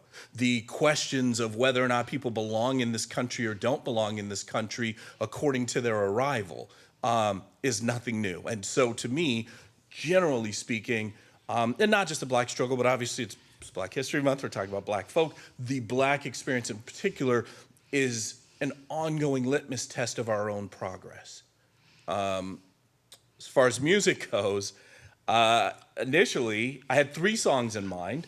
One was A Change Is Gonna Come. The second one was Marvin Gaye. I was like, Johnny's gonna steal all my songs. But the second one was actually Mercy, Mercy Me. And not just, same album, same kind of resistance, but also expanding not just the black experience, but the human experience, our ecology, right? Our kind of, it's like the first climate change song, right? And then the third one, my fraternity brother, the Black National Anthem, James Weldon Johnson. And so those were the songs that come to mind. Those are the ones, at least for me, that give me pause. I'll stop and listen to the whole thing. I'll slow down a little bit. But generally, and books are too many to name. The only person that I would think is worth, not the only, a person that I think is worth mentioning that hasn't been mentioned today is James Baldwin. Okay. That's who comes to mind more so than anybody else, because he was having a series of conversations with white America at the time, similar to King and similar to others, that was challenging how they see things, how they communicate, the fundamental tenets of democracy and Christianity, and what that looked like for kind of white and black relations. And so if you're not familiar with James Baldwin, I would suggest get that phone out. Use your City of Kyle library card and go get some books. Absolutely. Ms. Brittany. Okay, mine wasn't working for a second either. For me, what really sparked a want and a desire to speak up against, injustice was watching the documentary 13th on Netflix. I knew that incarceration, especially of black men, was substantially higher, but I never knew the history behind it. I didn't learn that in school. I didn't learn that from my parents. And so being able to know that something's a problem, but not know the history behind it and not know where to look for it was difficult for me. But as a white woman, I can admit that it was something that I knew it was a problem, but it wasn't something that was a focus for me. When George Floyd was killed and, the movement really started to pick up mainstream, I was able to really sit back and reflect. And I think the pandemic gave a lot of people a lot of time to be able to sit in their uncomfortableness. And so really watching that taught me the history of, needing prison reformment and what that means and why it is, such an issue in our country. And really just helped lead down a path of, it's not Black Americans' job to teach me these things. It's my job to find it and to look for the history and really just seek that out for myself and to listen and to learn and not be the main voice speaking. So that's really what has inspired me. Thank you. Thank you. I'm going to add my favorite movie, Star Trek. Why? Well, number one, I'm a Trekkie, but number two, Lieutenant Uhura, all right, who almost didn't take that job until Martin Luther King told her, Go and do this, young lady. We need that representation. And the idea that Gene Roddenberry was thinking like ahead of his time in what society should look like. And everybody's like, yeah, that's just science fiction. Well, is it? So I want to just throw that one out there. The idea behind Star Trek. And if you go look at the 1960s version, okay, I'm dating myself because I used to come home and watch them after school. Those stories were very, very interesting. They were only 30 minutes long, but they addressed a lot of social injustice and what was going on at the time if you go and look at them. They're really interested, and most of us would look at Star Trek, the original ones, and actually the ones after that, and say, that technology is just so bad. And it wasn't about that. It was a storyline. So those of you who are going to go Google that, take a look. All right, thank you very much. Oh, I did want to throw one other thing out there. I don't know if you all have had an opportunity to see The Wonder Years, the black version. I didn't know it existed until I found it on Netflix by accident and binged it. What an interesting story, because if you watch that story, that's when I grew up as a child. Actually, I would have been in his class, the young fellow that's telling the story. So anyway, check it out. Again, archiving history. It is out there. So folks cannot say, I didn't know that existed. When did that start? When did they start doing that? It's been around for a while, and it's been archived. You just got to go check the archives. And you don't have to go necessarily to the library, although I strongly urge that you do. You can look at it through movies. You can look at it through short clips. There's lots of ways. All right, it is time for another Menti question. This question, audience, which is on the screen, remember, menti.com. And then the actual number to put in to get to the account, which is 74182900. It will automatically take you into the system, and the question will pop up. Scroll down so you'll be able to answer it. Scroll down again, and you will hit send, and then you will see your answer up on the screen as we begin to collect them. Question. Name an African-American artist who has inspired you, and what did they inspire? Again, name an African-American artist who has inspired you, and what did they inspire?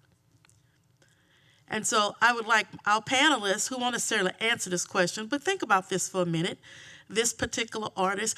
And one might say, well, what do you mean when you say artist? And I'm going to say, what do you think I mean when I say artists? So the net has been cast, and what will we bring in? How did this African-American artist inspire you? What did they inspire you with? All right, I'm going to let that one start to maneuver, and while we do that, I'm going to give the panelists another question. So we'll come back to the answers on the Menti. Let's go to our next question, panelists. As we focus on the arts this Black History Month 2024, and some context to that, the National Institute of African American Studies actually designates a theme every year for Black History Month. And they've had an array of themes. And if you actually put in Black History Month, Google it, it will take you to the website of the National Institute. And not only will it share with you the theme for this year, 2024, but you can go and look at all archival of all past themes. And they focus around the African American community. But some have said that that's not just a Black thing, that particular theme, and you may be right. That's not just a Black thing. So in thinking about that, in history as to where we got this theme from, we got the theme from the National Institute. And we started a few years ago in following this theme, or whatever theme they gave us, to kind of mold what our community dialogue would look like. So again, as we focus on the arts this Black History Month 2024, What is your perspective of removing momentous art pieces, such as sculptures, from public places that citizens view as unempathetic to certain cultures? Momentous art pieces, those would be murals, they would be sculptures, they would be something that are a large size, and for the most part, they tend to be in outdoor areas. They can be indoors, but when you talk about momentous, they can be pretty large. So the side of a building, the wall of a building. For example, in San Marcos, we have a very nice one over at the intersection of MLK and LBJ, a whole wall that actually focus on the idea of unity through my perspective. So that's a momentous piece. So think about a momentous art piece and the idea that removing it because the public has deemed it to be unempathetic to a certain culture. What are your thoughts on that? Johnny? Okay. Anybody else? Derek? Scott? Derek? And Ariel. All righty. All right. Let's go. Ladies first. Ariel. Like I'm not up here. Initially when I saw the question, I wasn't clear on what type of monuments you were referring to. Mm-hmm. And so as you were repeating the question, I thought, I guess I would remind people that there's a reason why that representation is needed and that perspective is needed. And so if we go back to the origin of why we highlight these things, I think we can take away from how they may feel in the current. There's a reason, right? And so I guess I would just possibly remind people that, representation matters, but understanding different perspectives is also important. And sometimes some perspectives are underrepresented, and this is a reflection of something that could be positive and provide perspective to other people. Okay, thank you. Thank you very much. All right, I'm just gonna go straight down the line. Johnny? Yeah, when we talk about, these statues that have certainly been the point of controversy, we have to understand the context and as to why they were put up. Many of them were put up, if we take it back through history and, post-slavery, the failures of Reconstruction on through Jim Crow, and then the fight for civil rights, many of these statues were put up as a backlash against that fight for civil rights. They were put up during the Jim Crow era to not memorialize, but to glorify individuals that fought for the Confederacy, for example, or for the slavery economy. So we have to understand when you're talking about a public park and when you think about a young black child walking through that public park with her family or his family, and her family pays taxes on this park, there's no justifying that an individual that fought for such an injustice should be glorified in a public park. So in my opinion, they have no place in public parks, And some argue that, well, we're erasing history. No, we're not, because brave teachers like Ms. Cox across the country are teaching about this history, are teaching about the stains of slavery and of Jim Crow. We have many who are writing about it, many artists who are writing about this history. We have museums that we can go to. We can talk about this at our dinner tables. We can teach our children about history. So in my view, many of these individuals do not belong in public parks. Okay, thank you. Thank you. All righty. Derek? History is really just the story of him who is writing, his story, her story, however that works out. And whoever's telling the story is always going to put themselves in a positive light. Mm-hmm. That's just kind of how history is recorded. But those monuments are really people in history or events in history that that culture wants to be remembered. We want you to remember this. But it begs the question, when you see a statue, daddy, mommy, what does that mean? What is the story behind this? And it pushes the question. To some of the statues that are there, I personally don't have a problem with it because it's history. It is what it was. Hey, do I like the history? Of course not. But if that statue is going to allow a conversation that otherwise would not have happened to happen, let's be about that conversation. And just to make that make sense, even in Kyle, we just moved to Kyle from Buda. And when our daughter was in school at Hayes, it was the Hayes Rebels. Mm-hmm. Hey, I don't know if anybody knows this, but rebel is not a popular term with the brothers. And so her conflict was, how am I supposed to go to a school that I know, had history not been what it is, I would still not be able to go to that school. That was her. I don't want to be a rebel. I was like, well, that's kind of the school we're going to, and you know, they worked through all of that. But some say it's for history, and even in the presentation before this, it's culture. My family's from Alabama. That's said all the time. For some, it is history. For some, it is culture, and I get that. That's a small percentage of folks, but for the larger, at least for the African American perspective, it represents something different. And so, is there a sensitivity towards that? Well, I don't know. Depends on where you are. But history is history, and so let those statues stand. But there's a history. I think we need to put some other statues in there too, if those are going to stand, because America was not just one culture. There's many cultures that make up the American fabric. And so just like in Texas, there's a brown culture, there's a Hispanic culture, Mexican culture, the Asian culture. All of it plays a part in the history that is the U.S. And so when we talk about those statues, what I love about this, and this is what I said to my daughter, you do know that those statues that are made, Robert E. Lee, you can go down the list, you know, when, you know they lost, right? Yeah. You know the Confederacy lost, right? Usually those that lose a battle don't get hero status, but that's how it was, and like you said, in a backlash. But it was that surrender that allowed Juneteenth to happen.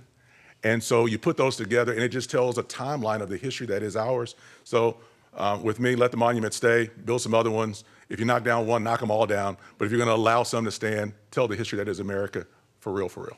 Thank you. Thank you. All righty. Dr. Bowman.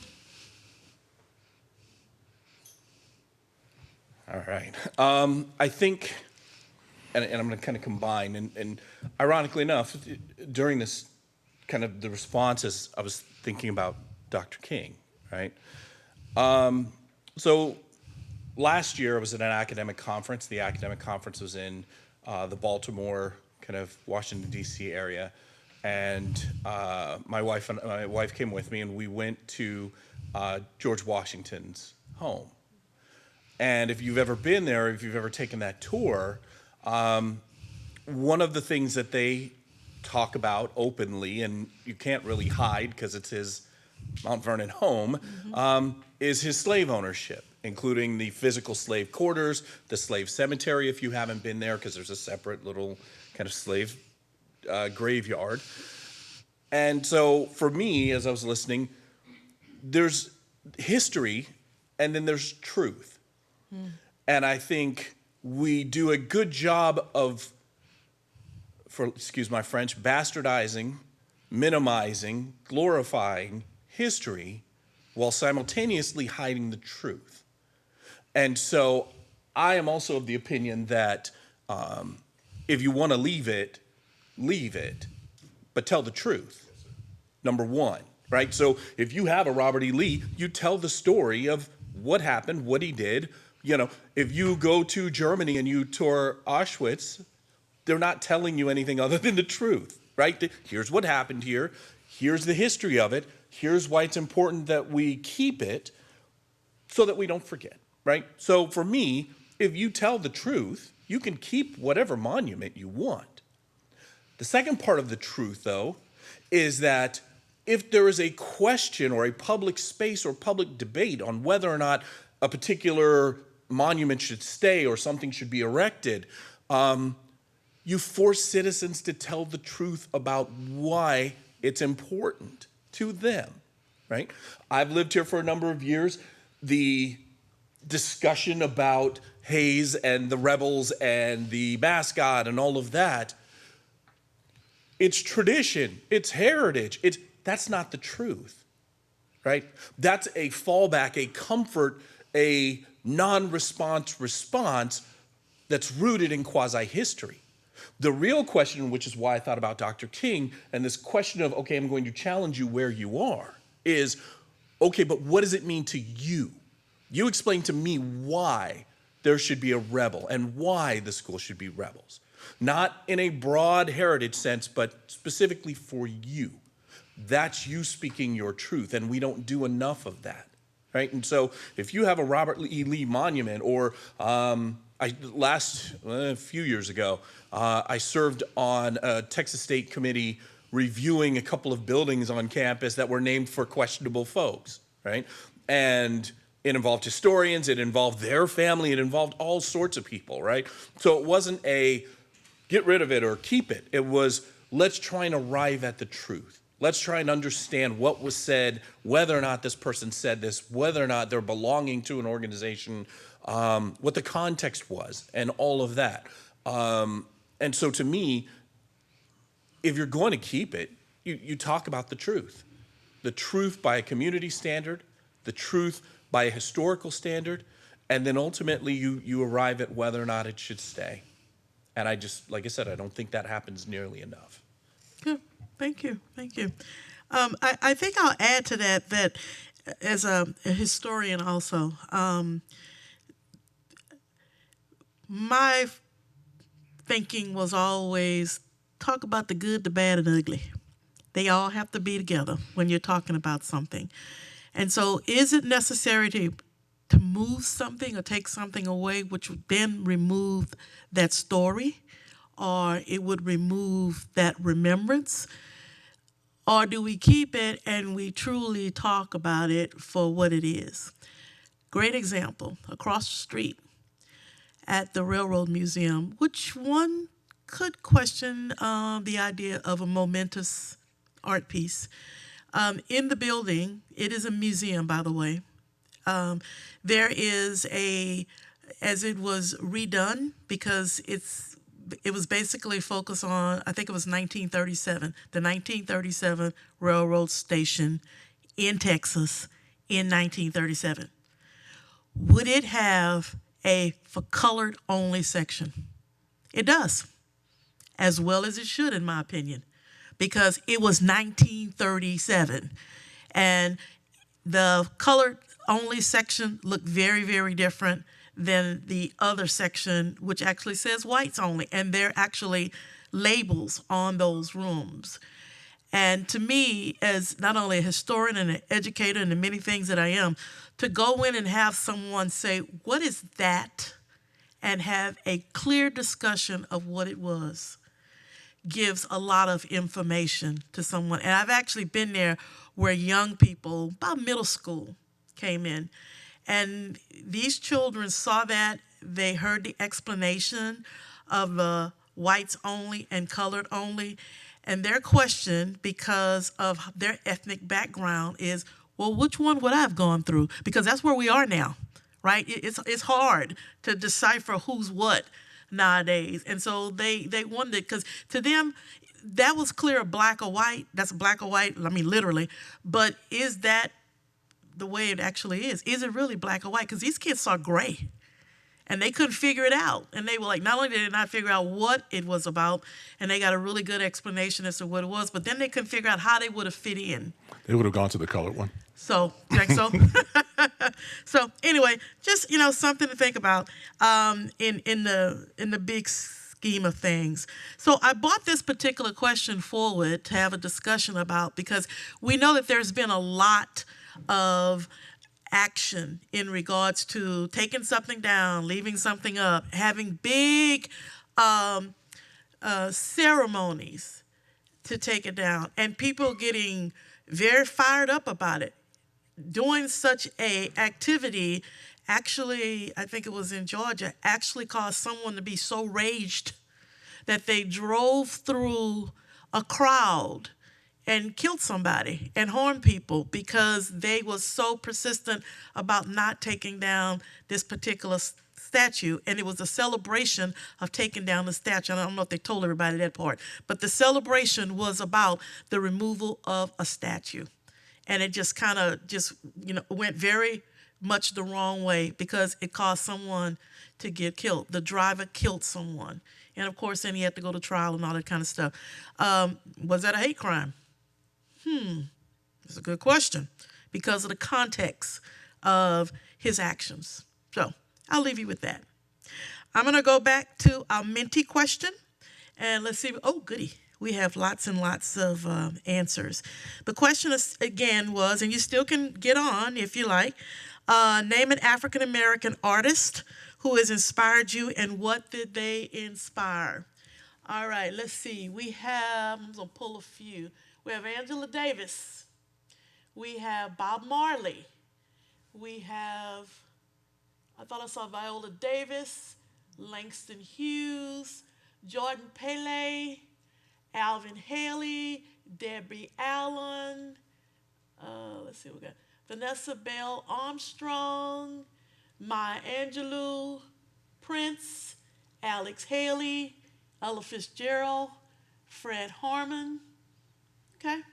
All right, so we have a range of people up there that particular person has inspired you. Dr. Martin Luther King has been considered an artist. One could say a Ludacris, what does that say over to the Invincible? Toni Morrison. Okay, didn't get down that far. Thank you. Toni Morrison's Beloved. All right. It says for Ludacris, because he demonstrated that you can be highly intelligent and be a rapper. Thank you. He inspired me to see the linguistics value in rap music. Lyrics, we talked about that. Very interesting. Thank you for putting that up there for us. I wanted to go back up to Viola Davis.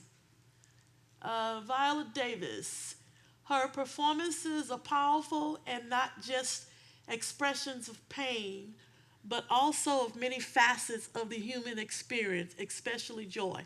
Okay, thank you. It's a very good one. Go back to Jordan Pele, didn't list why. Go to Alvin Ailey and Debbie Allen, back up at the top on the right. Both Alvin Ailey and Debbie Allen for inspiring the love of dance when I was a young girl. Okay, thank you. Let's see. Jean-Michel Baptiste inspired me to break preconceived molds that are essential for art and to embrace raw expressions and a fearlessness of individuality. Okay, so we actually have a painted artist. The Wayans brothers and Jamie Foxx in Living Color inspired me to make people to laugh. Okay, a couple of good artists there. Angela Davis, how all identities intersect and how those intersections affect us all. All right, I'll stop there. Well, let me do Langston Hughes. That'll be the last one. Langston Hughes inspired me to work to change the dream, deferred to a dream realized. The work continues. All right. Now, those of you who say Langston Hughes, we're now talking the Harlem Renaissance time, which was a popular time in U.S. history because of the arts. But it was also a time when these artists used their crafts to really look at the human condition. And if you go back, I challenge you, everyone in this room and everyone listening, I challenge you to go back and look at components of the Harlem Renaissance and read some of the products that were created. And close your eyes in either listening or after you read them, and you're trying to decide what time period that was.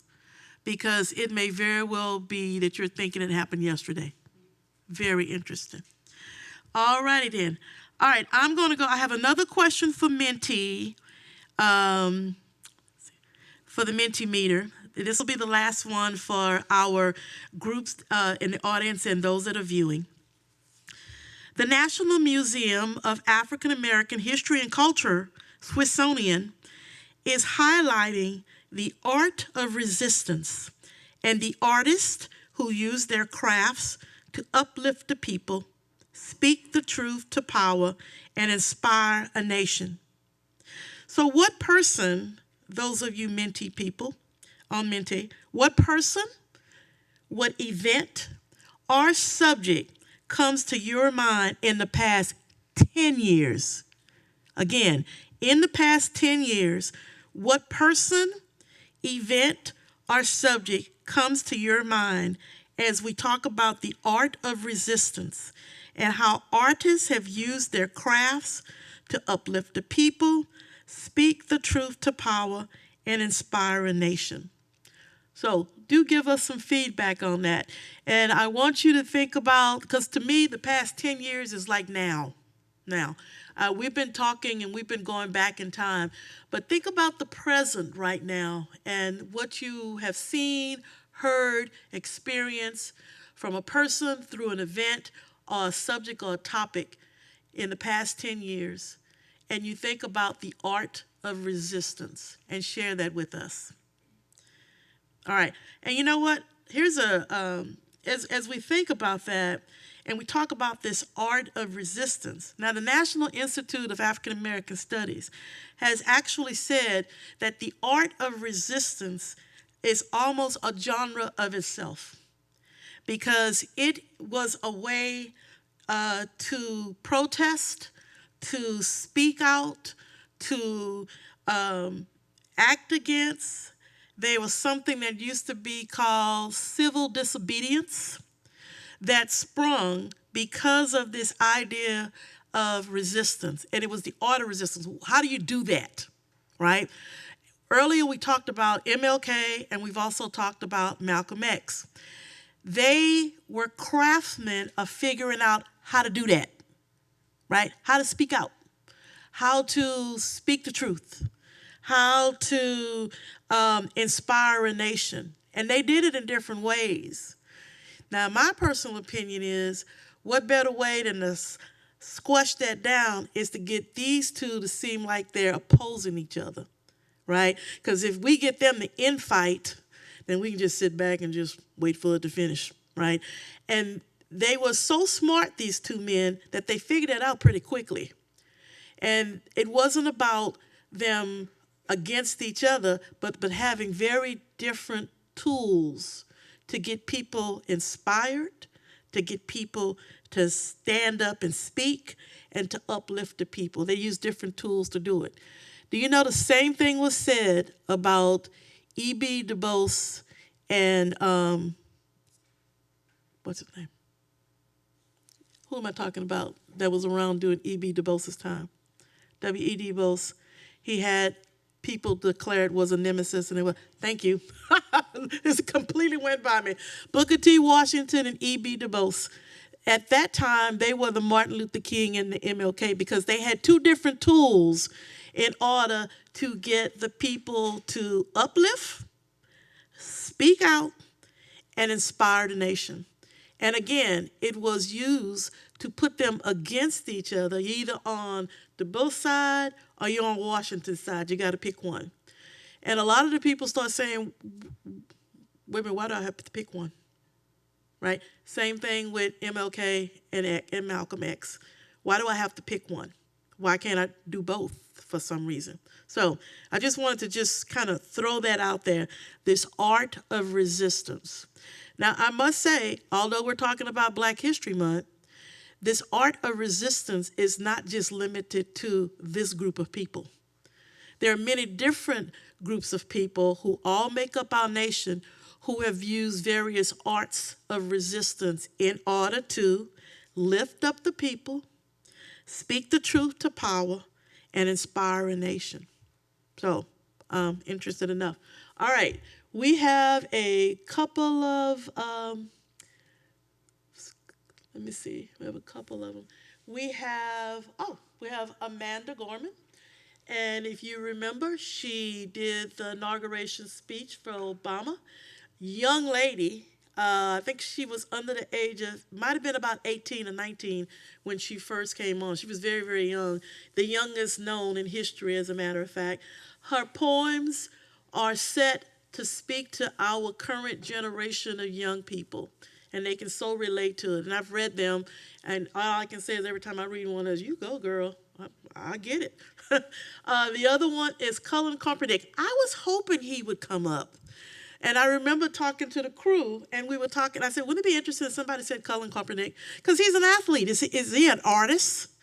Well, now that's a debatable issue. But he did something kind of new.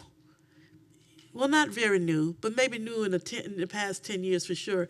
He took a position that illustrated his frustration with the way things were currently going on.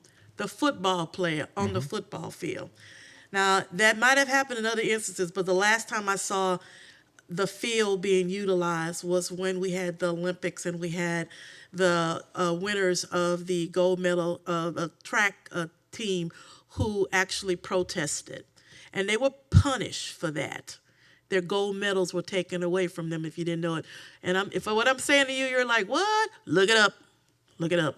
Yeah, Colin Kaepernick's medals were taken away from him too, in essence. But the thing that makes me look at that differently with Colin Kaepernick was that you're more upset at me kneeling than why I was kneeling. Right. Right. That's the art of resistance. Yes. Thank you.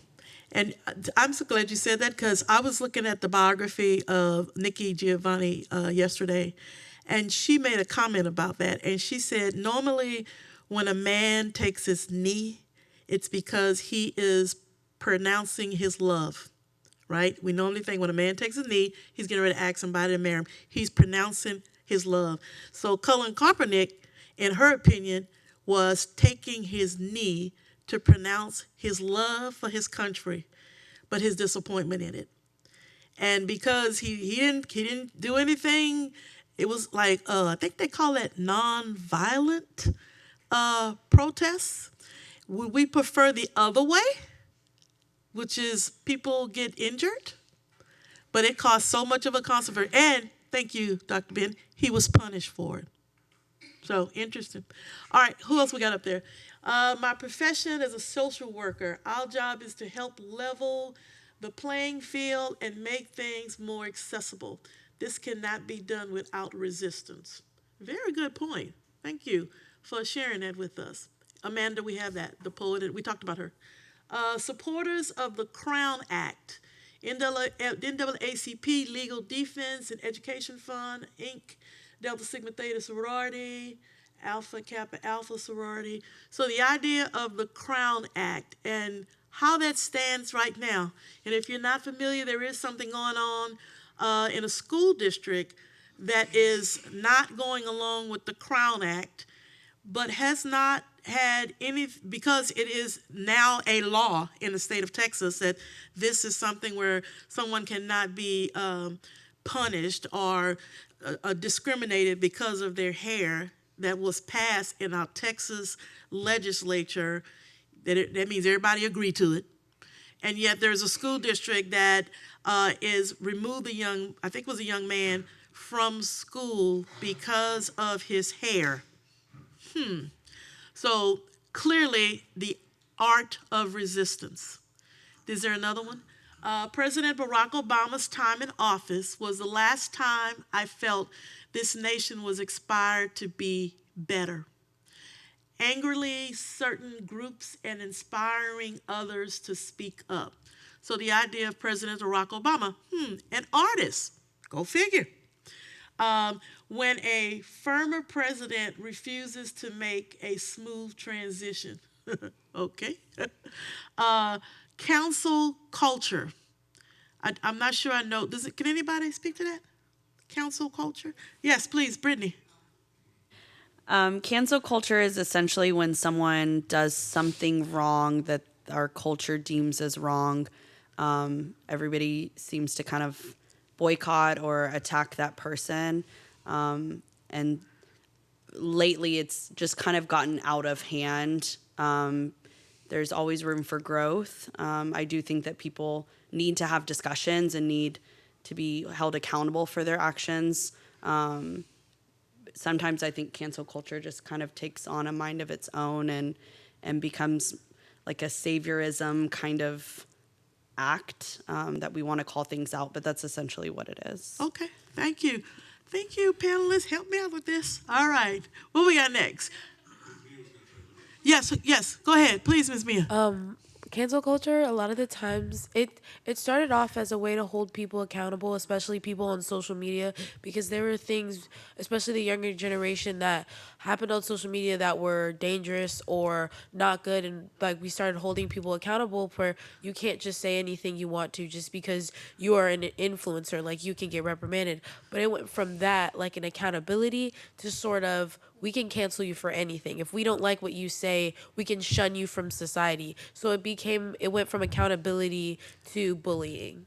Oh, thank you, Miss Mia. All right. Man, I tell you what, this panel is something else. All right. All right, we have another one. President and First Lady Obama, they use their intelligence and position to inspire people and to resist those trying to knock them down. All right, so those two are deemed as two artists. You know, I think as we read through this, I would happen to say this. I say this all the time as an artist. I'm actually an artist. Art is in the eye of the beholder, right? What you think looks horrible, someone else will think that's the treasure that they found for the rest of their life. And so we have to keep that in mind. It's very subjective. And so I think the idea here, too, is that when we think about an artist, what is an artist? That's a good question. What is an artist? So we've got some great examples here. This one says the National Civil Rights Museum in Memphis has some stunning exhibits that brought me to my knees. I also dearly love to visit college and university exhibits. Okay, so just the idea of museums. Trevor Noah as an artist. Okay. Amber Ruffin and Lacey Lamar. All right. Greta Trenton, Eleonora Iman Thurberg, a Swedish environmental activist known for challenging the world to take immediate action. She gave the stink eye to powerful people. Well, you go, girl. All right. Harvey Miller. He fought to promote Black history and culture by celebrating, advocating, and educating his community. And might I add that was a local person. He was from San Marcos. Younger people, look him up. They have somebody right here at home. All right, Tanisha. Thank you. Say it again. Tallahassee Coast. Tell us about her, please. Him, okay, even better. Probably most famous for writing Between the World and Me, which was a story to his African-American son. If you haven't read it, I would highly recommend it. Thank you. Thank you very much. All right. I tell you, we got this really great panelist. All right. Wait, back that one up a minute. Back that one up. Yeah. January 6, 2021. Interesting. And back that up a minute because I want to say something about that. Because it says, now I did say what person, event, or subject comes to mind in the past 10 years when you think about the art of resistance. Interesting concept as to how you think about that. I just wanted to bring that up because we did say event, and that indeed was an event. It happened in the past 10 years, the art of resistance. Okay. All right, next one, President Barack Obama. He was an artist of change and resistance to the status quo. Okay, Obama has popped up quite a bit. The last Super Bowl, the opening ceremony and the halftime show, that could be considered an event for the art of resistance. All right. Thank you, those of you who gave us some responses. We really do appreciate that overall. It is very interesting. I always get this really great enthusiasm about putting a question to the people and getting all kind of different answers. And you see that everybody's not thinking the same thing you're thinking. But that doesn't make it wrong.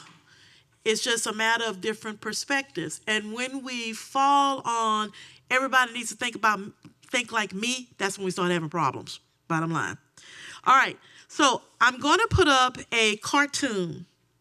And what I want to ask from the Mentimeter audience, as well as the panelists, what are your thoughts on this following cartoon? So everybody's going to get to see the cartoon, whether you're going to be on screen, all right, or whether you're going to be here.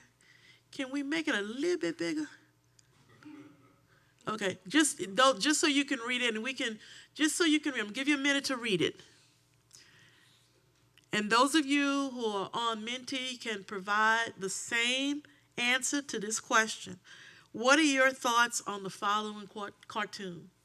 The little fellow with the backpack says, I thought your people celebrated Black History Month in February.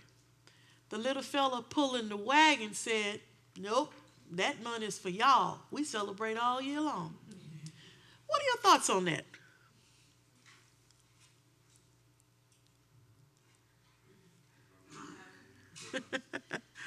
All right, let's start with Miss Mia. What are your thoughts on that, Miss Mia? My thoughts on that are, I feel like Black History Month for a lot of people is kind of an excuse. Okay, we can talk about this for this month. This is why we're talking about Black history, but Black history doesn't even just stop at slavery, or it doesn't just stop at the civil rights movement. It's still going even now. It doesn't stop. So there's not just one month that we get to highlight Black History Month or Black history. That's every day, all year. We're still Black and it's still history. Like, we're still going. So I feel like that month, people need to also realize Black History Month is an amazing month, but it's not the only month that Black history is being learned or is being highlighted. All year, you should be learning about different Black things or Black culture or just Black things happening, because I mean, every day I'm Black, and it's not just in February. So it's definitely an ongoing thing. So for us, it's every day we're Black. It's not just in February. Thank you, ma'am. All righty. Brittany, did you have your hand up? Go ahead. As an educator, it is important for me to talk about all different people all year long. But during this month of February, it really is for my non-Black students to learn. I always tell my students that the things that we do in school are mirrors or windows for you. You're either going to see yourself in what we're talking about, and that's the mirror, or it's a window, and you get to look into somebody else's perspective, somebody else's life. I, this year, have one Black student. So for the rest of my class, this is really the time while they're in school to learn about these things, learn about culture that's happening, that's still happening. I know a lot of times as teachers, we like to focus on like the hot topics of slavery or the civil rights movement or Martin Luther King, Rosa Parks. There's kind of some repetitiveness to the way that teachers teach Black history, especially during the month of February. But really making sure that we're highlighting the scientists, the engineers, the dancers, the musicians, the athletes, that there's so much more to Black history than just the month of February. There's so much more to it than just slavery and civil rights movement. And so for me, it is something that's celebrated in my classroom and in my personal life all year round. But this month in my classroom is just a really special time for those other students to look into the window of other people's lives. Okay, thank you. I like that. Look, you're either looking at the mirror or you're looking in the window. Very good. All right, I'm going to go. Johnny, was your hand up? Yeah. Yes. I definitely don't think there's a starting and ending point to when we can learn about Black history, because Black history is American history, and it really is, to teach this year round is important, to have these conversations with our families, our children at our dinner tables. But I do think that it is good to stop and really reflect on how far we've come, and to really emphasize 1619 and the antebellum period, to teach about Dred Scott, to teach about Plessy versus Ferguson, Ida Wells, Jim Crow, to really emphasize and stop and reflect where we are as a society. And as Mia said, it's still going on right now from day to day. And the injustices around us, they're still there, and we still have a long way to go. But I do think that it should be taught year-round. It's never confined to a month, but I do think it's important to just stop, to look around us and to understand what's going on. Okay, thank you. All righty. Dr. Bowman, put your hand up. Yeah. No, but yeah.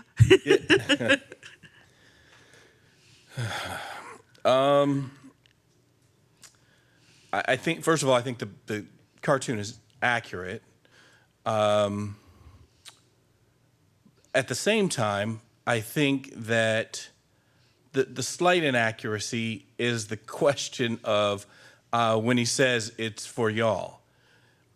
It is, but even to go back to the resistance question that we've seen over the past 10 years, one of the forms of resistance has been this state and other states' willingness to actually discuss Black history and other people's history when it's uncomfortable or when it involves,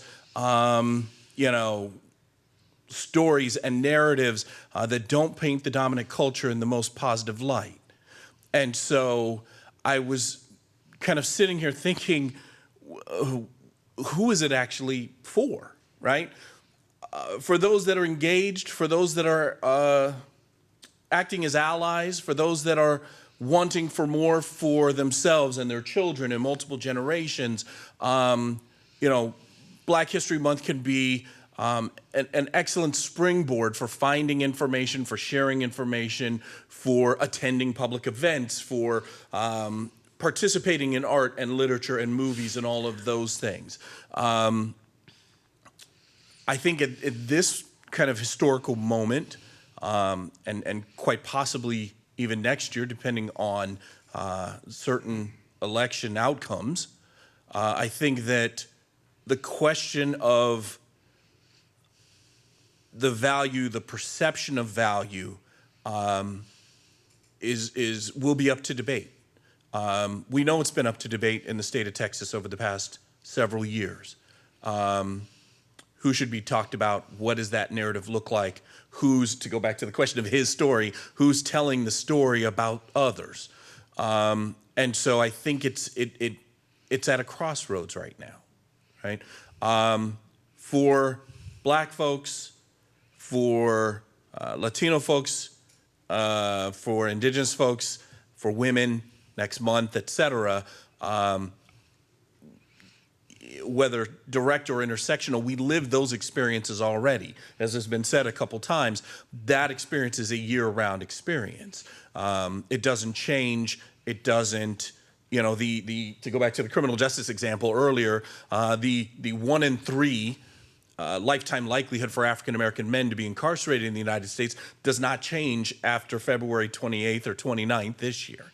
Right? That remains. That struggle remains. Education, wealth, home ownership, college graduation rates, those things don't change after February 28th or 29th. And so we continue to live and make and call into question and challenge and resist those forms of history year round, including what gets taught in elementary and high schools. But I think for the larger population, those stories, those voices, that history is being called into question. So in many ways, for a cross-section of Texans, for a cross-section of Americans, I'm not sure who African American or Black History Month is for. Okay, thank you. I am going to have to wrap this up. Believe it or not, my, how time fly when you're having fun.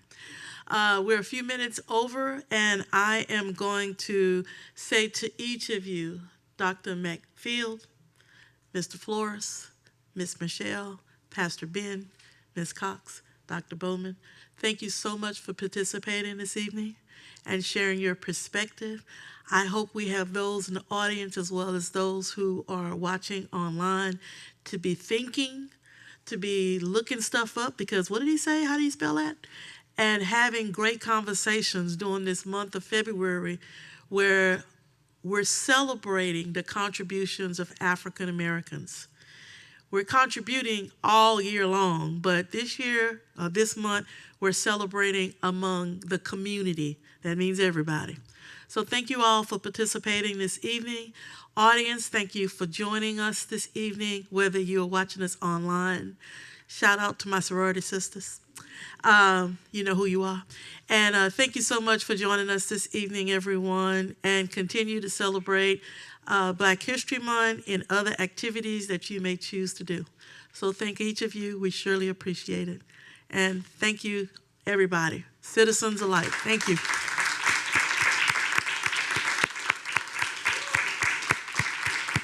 right. And it's a wrap.